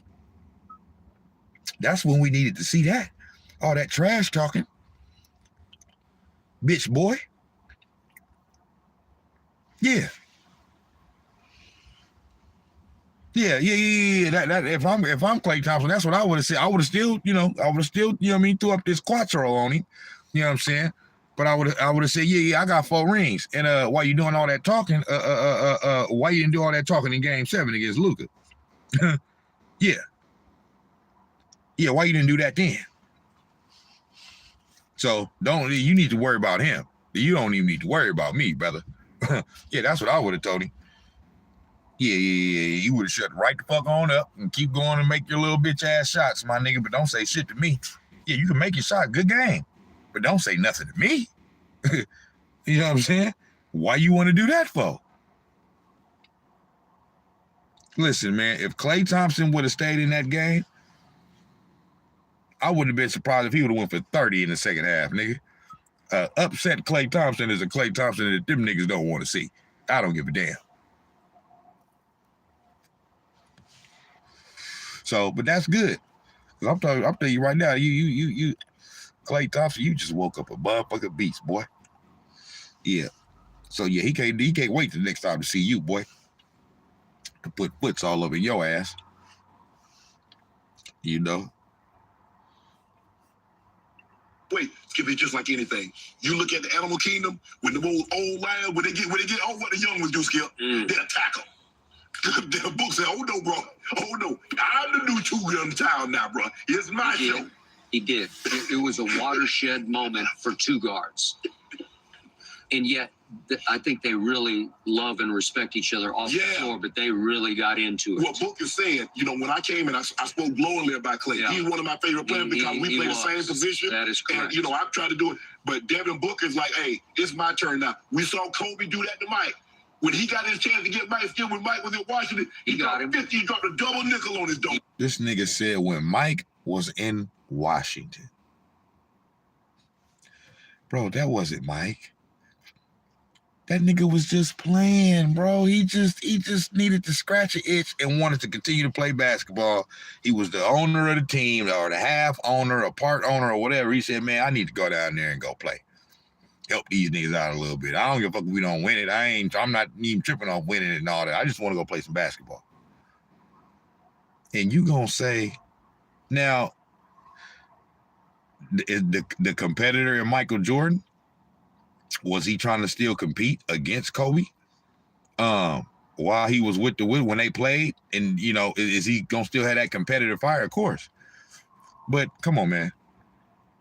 That's really what he came back for, was shit like that.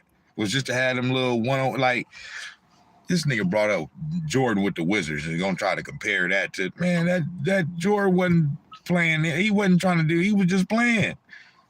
That's just an itch that man wanted to scratch, man. He said, man, let me get out here one more time, man, just to, that wasn't for no, I need to come back and get these stats and do this and get it, because I need to secure my legacy. And nah, that man just missed playing basketball, wanted to go back and play basketball again. So he did that. He knew they wasn't going to win. You niggas is stupid than a motherfucker, man. That Jordan, that Washington Wizards Jordan, I don't even know why y'all even talk about that. That shit don't count. Like that, I mean, come on, man. And he was still ball. Now, since you niggas want to talk about the Jordan Wizards, okay? Let's talk about it, right? LeBron will be 38 years old in December, right? So Jordan's 37. Jordan's age 37, age 38 year was one of those 2 years with the Wizards. I forget if it was the first year or the second year. But I know this because I heard somebody say this last week. I believe it was that last year. But that year, Michael Jordan and Tyronn Lue and Kwame Brown and whoever the fuck else they had won 37 games. Okay. And that was an old ass, Michael Jordan that it was the same. Okay, it was 37, 38, but he was more like 40 and shit, bro. Or something, you know what I mean? Like,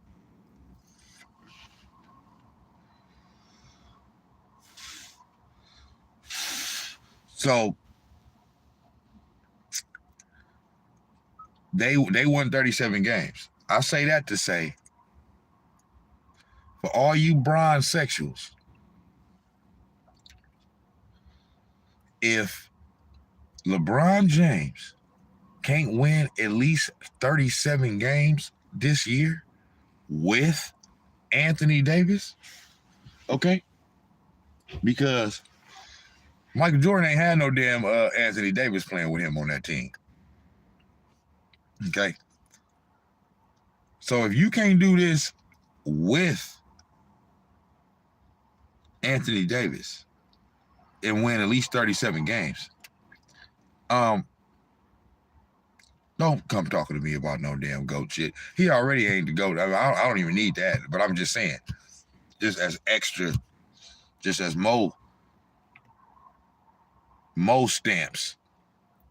You know what I mean? To put mo stamps on it. Nigga, that's just mo ammo, you know what I mean? To stamp it even more. But yeah. But yeah, man, nah, And right now, I'm gonna do a Snax on Sports on that probably tomorrow. But right now, them niggas just lost tonight. I was gonna talk about the Lakers on this live, but I said no, let me do this one first because this game happened last night. You know what I mean? And I can do the Lakers either after this or tomorrow. You know what I'm saying?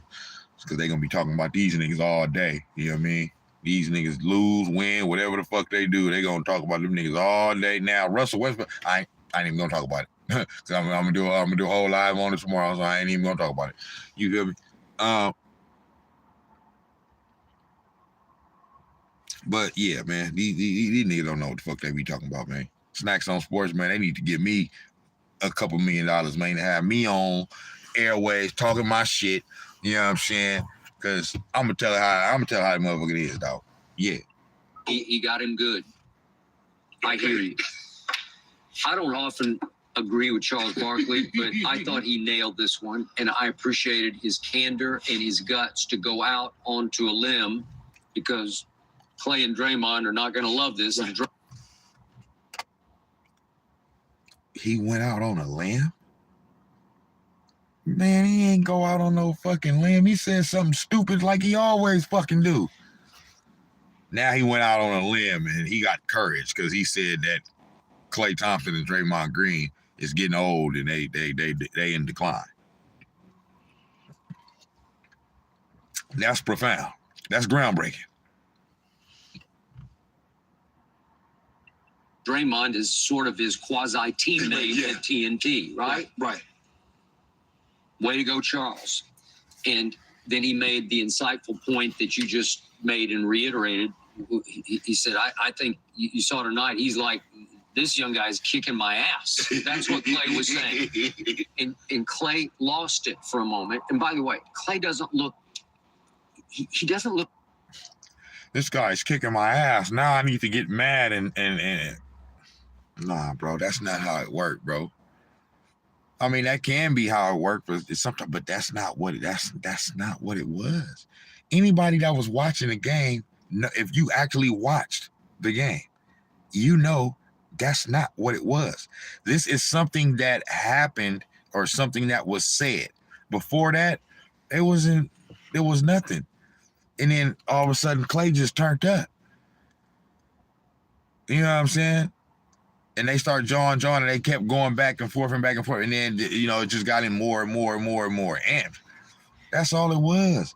What it was is he felt like whatever Devin Booker was saying to him, he felt like, my nigga, how are you talking to me, my nigga?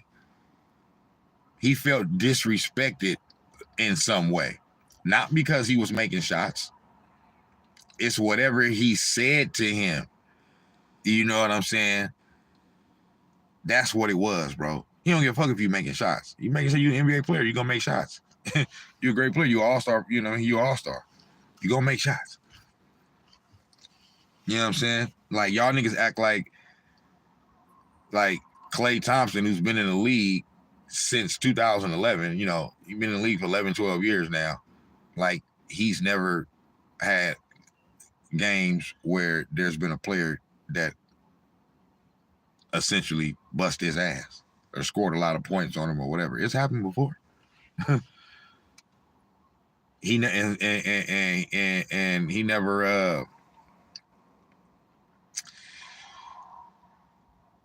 he never got out of character then.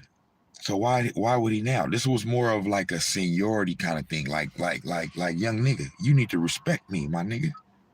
I got 4 rings out this bitch. I done shit in this league. You ain't done nothing. Yeah, you done made a few all-star teams and you done made a few baskets, but in the grand scheme of things, you ain't did nothing. There's a lot of niggas that come through and score a few points, niggas score a few baskets and have a few years and make a few all-star teams. You know what I'm saying? But compared to what I've done, you've done nothing. You know what I'm saying? So, yeah. That's all that was, bro. That's not, yeah, this nigga busting my ass, man, and I'm mad about that, and I'm in my feelings, so I'm finna try to punk this nigga now. No. Now, does that happen? Yeah, that does happen. That's not what it was. That's just some little extra shit. But hey, y'all think that's what y'all want to say happened? Y'all run with that. Y'all roll with that. Because I already know what's going to happen. Come playoff time, these niggas going to fall flat on their motherfucking face, and y'all going to be once again talking about how Devin Booker ain't shit, and this and that, and Chris Paul is old, and this and that, and y'all going to forget about what happened in game 4 of an 82-game season. Because you some stupid, dumb motherfuckers. Look that fit to me. Right. I think he's having a hard time staying fit because his body's not. What'd you say about your body? At the end, it just betrays you. Yeah. It fails you. It gets harder and harder as you get older, Skip, to work out with the intensity to keep that weight down. Yes. So, for the first time in Klay Thompson's career, he got tossed. And I was shocked when I saw it because I love Klay Thompson. I love what he's made of, and I love his class, and I love his character. He's not prone to getting technical fouls. And he got bang, bang, and he was gone. And it almost felt like, in a sad way, he was okay with that because I think he knew what was happening. You ain't finna score no more points on me. Somebody else finna get these jumpers. That is true. And by the way, I was pretty shocked. Listen, Phoenix had fire in his eyes last night. Yeah. And as I think it was Steph said after the game, everybody's looking different. You know, you come in with a big target on your back now, and Phoenix said, you know, we're going to get even with you here. He said, here's Steph's quote. We've got to remember, as defending champs, there's a different glow when you walk in. Well, there is. Yeah. Well, you've been there. You've done that. You know how that feels. You're everybody's measuring sticks. Yep. Oh, the Denver Broncos coming to town. Yep. Bro, y'all the Jazz, though. But you're the Super Bowl champs. You're the NBA champs. So they look at you different. A lot of times you might not go but 1-2 games a year, but you're going to go see the champs come to town. That is correct. And a lot of people have discounted Phoenix because of all it went through off the court and then the Ayton situation. In the game 7 in which they got the brakes beat off. And CP3 is getting a little older and a little older, maybe a lot older. Yes. And all of a sudden Phoenix just rose up last night. Do you realize Phoenix won the second half? Again, it was at Phoenix, 62-39. Yep. They blew the defending champs off the floor. And they... I mean, they say like when he said what did he say? Situation. In the game 7 in which they got the brakes. They're saying, you know, yeah, when you the defending champions, you know, like, bro.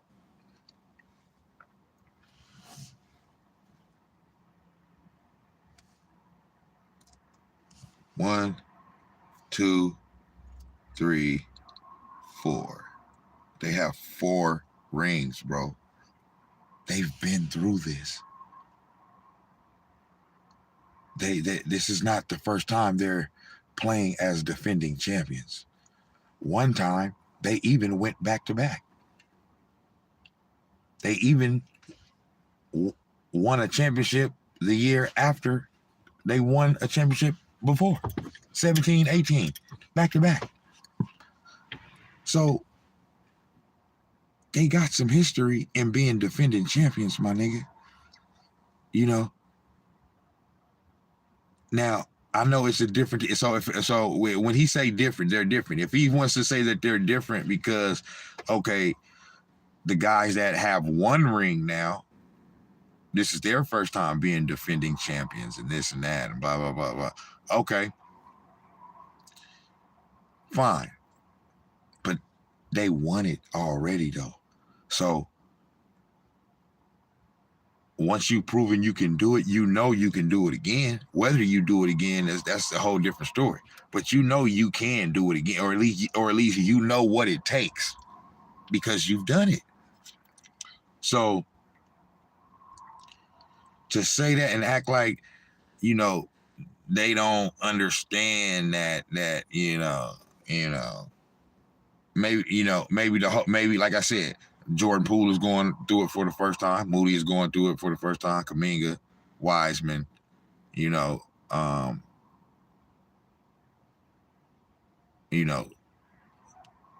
some players are going through it for the first time. But Steph not going through it for the first time. Being the hunted, the defending champions. Clay's not going through it for the first time. Draymond's not going through it for the first time. Iguodala's not going through it for the first time. Kevon Looney's not going through it for the first time. You know what I'm saying? So, and most importantly, the head coach is not going through it for the first time.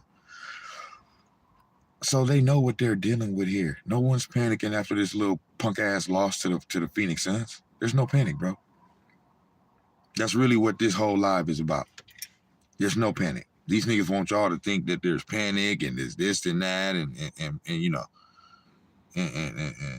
motherfuckers is worried about this and worried about that and they getting old and it's one game, bro. It's one game. And CP3 is getting a little older, champs off the floor. And they loved it, man. You could just see in their body language. It's not like they were celebrating like they won it all. But they knew they had done. I mean, y'all talking about it like they won it all. Y'all talking about it like they should be celebrating like they won it all. But it's cool. We the defending champs. That's all. Y'all proving my point. We the champs. So yeah, everybody gonna celebrate when they get a little win against us. Something significant because it made them feel like we're okay now. We are back. We're still the Phoenix Suns. And yet, Draymond, I told you when the Jordan Poole incident transpired, to me, he's more trouble than he's worth. To me, they're reaching back into the past. It's not exactly Russell Westbrook that they're reaching for, right, but they're reaching back into the past. What you mean, the past like 4 months ago? Past? That type of past? Whatever happened 4 months? What happened 4 months ago? Oh, yeah. They won another championship. So what are you talking about, bro? They're not reaching back into the past. This is right now. Oh, well, he didn't play that well in the final. Man, go look at game 2. And go look at game 5 and go look at game 6 and tell me he didn't play well in those games. Game 1, part of it he did, but then the whole team fell off at the end. So I'm not going to give him that game because that was a game we blew. Game 3 was probably the worst game I ever seen him play in his career. And that's probably what niggas are talking about because he did have a game where he played absolutely awful. And they was owning, fuck you, Draymond, and this and that. And he said it got to him a little bit. You feel me? But yeah, game 3, that was I ain't seen him never play a game worse than that. And game 4, he was a little better. I'm not gonna say he played great in that game. He played okay, but Steph is the reason why they won that game. You know what I'm saying? In his heroics.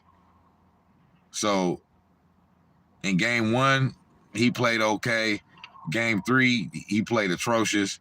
Game 4, he played okay, or but game 2 and game 5 and game 6, he played great. He played great. So he contributed to the championship, bro. You know what I'm saying? He didn't play flawless the whole series, but he played well enough to contribute to us winning our 4th championship. So this ain't going back into the past. I mean, it is, but the past I'm talking about is 4 months ago. You know what I'm saying? So what are you talking about, bro? Even though he had a decent game, like he made 7 out of 10 shots and had 8 rebounds and 5 assists. So it's 4. Yeah. So Drake. So imagine this. Even though he had a good game, but look at all the shit that he said before that. Transpired. To me, he's more trouble than he's worth. To me, they're reaching back into the past. It's not. He's more trouble than he's worth, and they're reaching back into the past. And I just addressed that. Right. Exactly Russell Westbrook that they're reaching for. Right. But even though he had a decent game, like he made 7 out of 10 shots and had 8 rebounds and 5 assists. So but he had a decent game though. Made a few threes. Shot 70% from the field, grabbed 8 rebounds, and had 5 assists. Now 5 assists is low for him. Okay.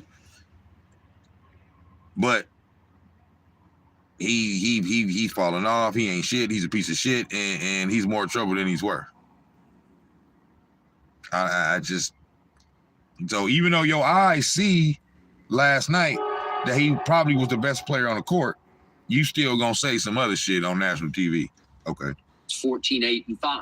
Okay. He had 5 turnovers. He had 5 turnovers. I still think he's in decline. You could see it in the finals last year. He can still instigate. He can still distract. He can still get under skin and do all those little things, those Rodman-esque things that he does. But I think they still value him as a leader, but a lot of that leadership got wrecked by one punch that got thrown. Skip, this is something No, that shit's over. Only you dumb, stupid media motherfuckers keep talking about that one punch. That shit done, bro. They ain't talking about that shit no more. That shit over. can speak to. As I got older, I was still Shannon Sharp, but I couldn't. Now this nigga want to talk about him. Yeah, when I was, man. Summons it up like I once could all the time. Yeah. I can give you a game. I can go get you 120, 130. But I needed 3 or 4 more games to go by before I could do it again. Yeah. Where when I was in my 20s, that's you. That's you, bro. You know what I'm saying? Like, that's you. I can give it to you back to back to back just how you wanted it. Sure. As you get older, it gets harder and harder for you to summon it up every single night. And that's what you're seeing. Now, injuries has a lot to do with Clay. And like you said, bro, it's 82 games in the season. It's 82 games. Niggas ain't going. These motherfuckers is winning championship after championship and after championship. They know what it takes. They know what they got to do. They know what they supposed to do. You know what I'm saying? maybe he's not in the peak physical conditioning that he needs to be. So you're not gonna always get an A+ performance in a regular season game. On a game on a Tuesday night. You know what I'm saying? Like, you're not gonna always get it. As long as you get it enough to where you can have anywhere from about 50 to 60 wins, that's all you need. As long as we go anywhere from 50 and 32 to 60 and 22 or better, I'm good. Because even if we only win 50 games and we lose 32 games, that's probably gonna be good enough to. We're gonna be. I see. We're gonna be better than that. I see. I believe we'll get anywhere between like 55 and 60 wins. You know what I'm saying? Last year we won 53. So, you know, it was 53 and 29. So, I mean, we could be probably around the same thing again. But, you know, I think 50 and 32 get you somewhere around the 5th, 6th seed. You know what I'm saying? We could win it from there. But, you know, it is good to at least get one of those top 4 seeds so you can at least have home court in the first round. You know what I mean? But, yeah. Last year, in the second round, we didn't have home court. Memphis had the home court. You know what I'm saying? And we snatched it from them in game 1. So. Draymond, I'm looking at Draymond. Draymond look like he still got stuff on his mind. Like, damn, these people look at me. They know I did something dirty. I got some stuff going on because he mentioned he had some stuff going on off the court. So now he putting himself like he Draymond on the court and then saying like what Draymond is saying on court. Damn, I did something dirty. These people looking at me crazy, man. They looking at me weird. I got all this other shit going on, man. It's like, damn, man. Well, let me play bad tonight. You sound like an idiot, motherfucker. That he needs to get resolved. Yep. And again, like you said, he wants a contract also. He does. So there's a lot of things that play here. This is a different ball club each year. Just because you won it last year doesn't automatically qualify that you're going to win it this year. Nobody ever said that. Nobody ever said that. Nobody ever said it. I believe we're going to win a championship again this year. That's just me, though. I'm a fan. You know what I'm saying? I believe we have a better team this year. I believe that we're deeper. But that still, that still doesn't guarantee that. You know what I mean? I still know it's a possibility that they could not win the championship. So nobody ever said that because we won it last year that we for surely gonna go back to back. I believe that we are, but it's not guaranteed. You know what I'm saying? So we already know that, sir. Big forehead ass nigga. But they're going to need Andrew Wiggins. Can Andrew Wiggins replicate what he did last year, Skip? Yep. See? Now you got to replicate it. I mean, so far this year, it looked like the same Andrew Wiggins to me. But why you got to replicate it? He already showed you what he can do in the playoffs and what he can do to contribute to winning a championship. So why he got to prove something that he already did? He got to prove it again? Why? Why? He's just Andrew Wiggins. He ain't finna go down as one of the top 10, 15 players of all time. That type of shit is reserved for that level of player. Anybody from, the top 10 to 20 players all time and shit. You know what I'm saying? They are the type of players that gotta win over and over and over and over again to validate their greatness. Andrew Wiggins ain't gotta, it'll be dope but he don't got nothing to prove, bro. He contributed to a championship last year. That's enough. If he retired right now, he's made a lot of money. He won a championship. He good. You know what I'm saying? So all this, can he replicate? I understand the thought of, he's gonna have to play similar, if not the same or better than he did, in that playoff run last year in order for them to win another championship. But what I'm saying is, why would he not? Why would he not? If he ain't hurt and he's out there, why would he not? He's going to attempt to do the same damn thing. And if he's not able to do it, or it's probably because the other team that we're playing is a better team. You know what I'm saying? Yeah. Can Jordan Poole, if that was just, I need to get this contract, let me go ball out, get it. Jordan Poole didn't have a great finals.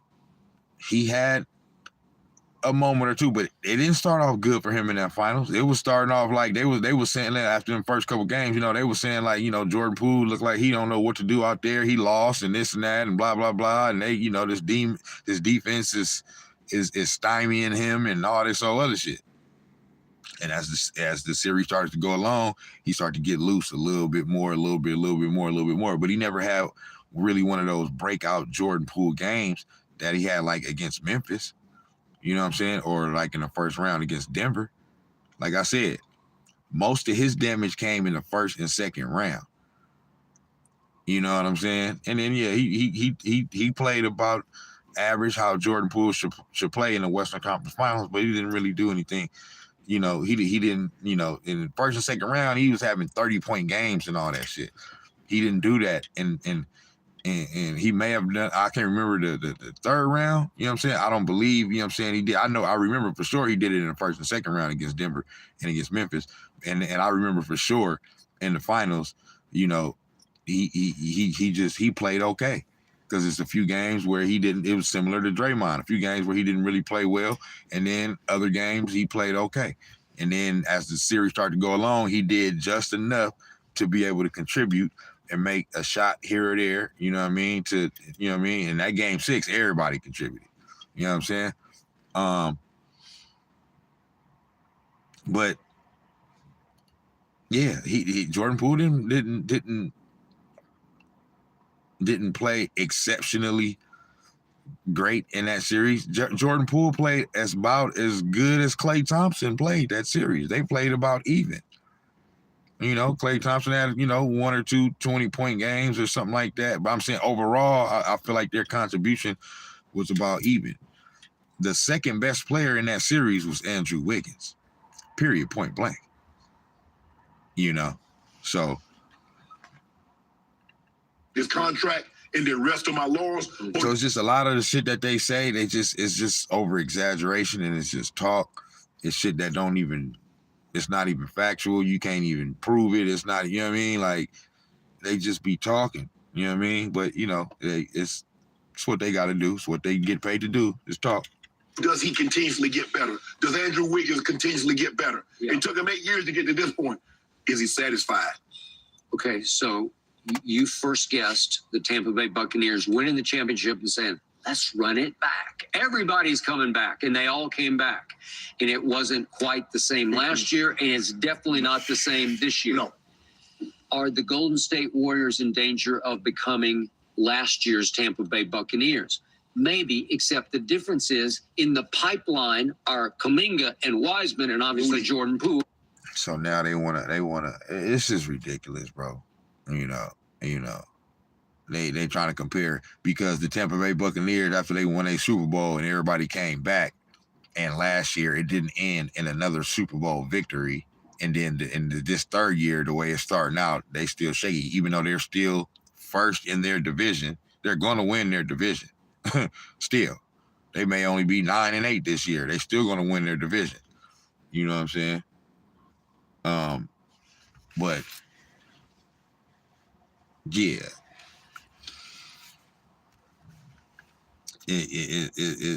you know, I'm just saying, man, it's one of those things. Hold on, I'm finna end this live, but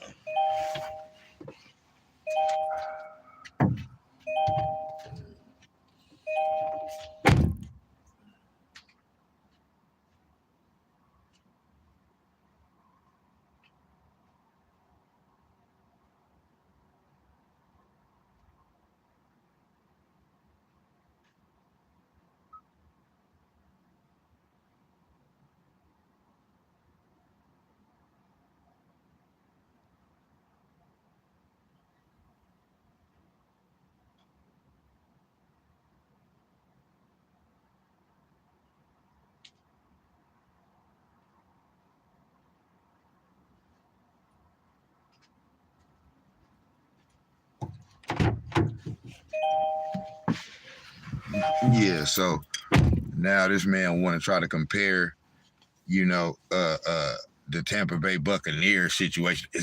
Can that possibly what we're seeing from the Golden State Warriors? They brought everybody back, but they're not gonna. It don't fucking matter. What does that even matter, bro? Like, what the fuck are you even talking about? That shit don't even fucking matter. What, I mean, it does. I don't get it. I don't even get it. Why does that even matter? And what does it, I mean, just what the fuck, man? And Moody, and they're on the way up are the next generation of Golden State Warriors, Right. and Steph is still in his prime. Yes. Okay. Yes. So as you lose Draymond and Clay, are you going to lose too much championship metal? Right. You know what I mean? Like they just been there, they've done that. They know how to do this. Well, Moody and Kuminga and Wiseman are going to have to prove that they can do it. Yeah. To believe that well, they're in this situation and they're going to be able to do. And that's all I'm saying. For one, they're not losing Clay. They're not losing Draymond. Them niggas is still playing like. So y'all think, like, for one, Clay is on a minutes restrictions right now. He's not even, like, bro, it's 4 games into the season. So to even be talking like this and just talking like it's over for these niggas, for Clay and like they just so falling off. It's some weirdo shit to me, bro, because like Clay is not going to have big numbers right now. He's on a minutes restriction. They're easing him in to the season and not just letting him just start off at the beginning of the season on full blast after not really playing any basketball in the offseason. You know, he's great. This is the first 5 to 10 games for Clay is preseason, bro. It's preseason. And that's fine. It's 82 games. They trying to win another championship, bro. That's all it's about.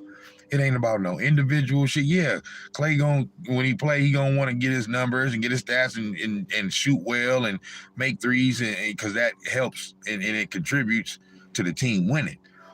But ultimately, he just give a fuck about winning. So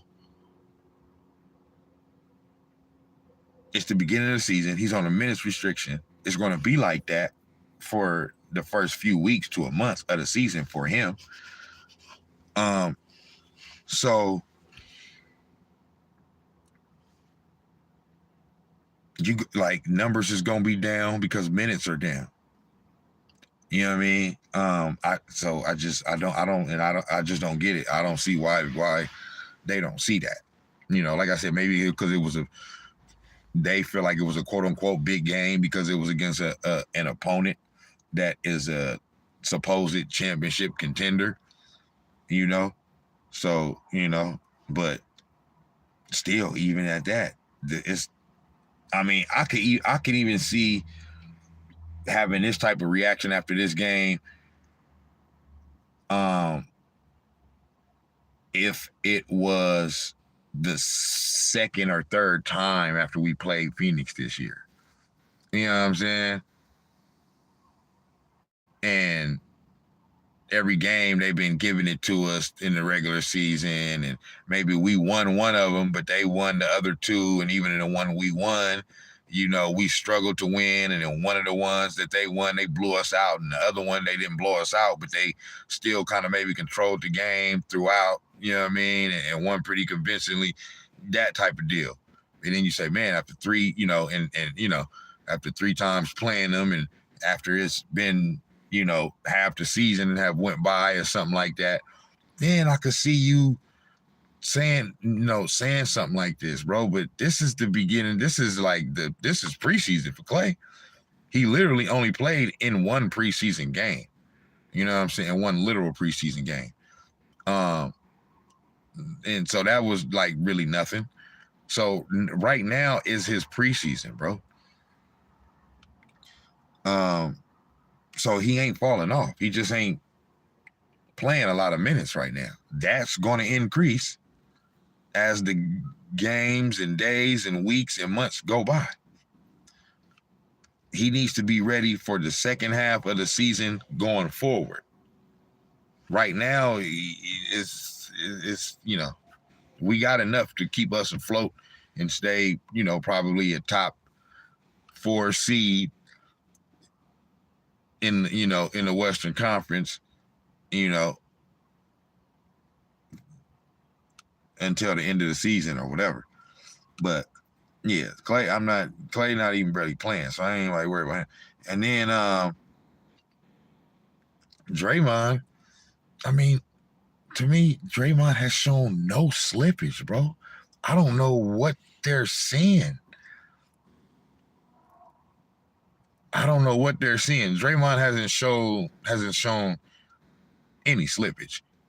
If anything, there may have been some games, like I said, last year, where he didn't play well. But I don't see physical slippage. Now, maybe they may be talking about physical slippage from as far as, the past 2 or 3 seasons, or maybe like last year, Draymond missed 30 games. And maybe 5 of those games were maybe just like rest games or something like that, which is a lot. But the other 25 was he was actually really out and hurt with something going on in his back or whatever. So if you're talking about from that standpoint, okay, I'll give you that. But as far as like the actual on court being able to, carry out the necessary tasks that Draymond Green the regular Draymond Green would carry on the court, I see no slippage, bro. He had a play yesterday where he grabbed a rebound and drove past every player on the court, including his own team, and dunked it. Didn't pass to nobody, got down there and dunked it with authority. Didn't struggle to get up and dunk. And wasn't laboring up the court like he looked like that same Draymond that always get a rebound and start racing up the court looking for somebody to, or looking to make a play. So I see no slippage, bro. So I don't know what the only thing I can say is, like I said, they want it to be slippage. They want them to be falling off because sometimes you may psych your mind into thinking that because usually that's what happens maybe to players at around this age. But bro, these championship caliber players and teams, they different, bro. They different. Even and this is what I mean. Even if, like I said, even if they falling off a little bit or declining just even a tad bit or a little bit, it's still not enough to say that they can't win a championship. And the proof that I have for that is those Spurs in 2013 and 2014. Tim Duncan was at the back end. He was at the back end of his career. Tony Parker was even older, and Ginobili. Okay, Kawhi was the young gun, but at that time Kawhi still wasn't. Yeah, he had moments in that game when he was doing some scoring, but his thing was defense, and he would make necessary baskets, timely baskets when he needed to, but he wasn't fully the scoring 30-point a game type Kawhi Leonard that he is now. He wasn't that at that time with the Spurs, but still in that, with Pop being there and then the other players still being good enough, they was able to go to back-to-back championships. Should have won both of them, but ended up winning the last one, beating the Heatles, LeBron James in his prime, Dwayne Wade, and Chris Bosh, my nigga. You know what I'm saying? Like, come on, man. So it doesn't, to me, that's, and, Tim Duncan was definitely at the end. He didn't have to be prime MVP Tim Duncan because the culture that was already set, the winning culture, the coach who was still there, all-time great coach, and the other players that had been there previously with him that won championships, like Bruce Bowen, like Tony Parker, like Manu Ginobili.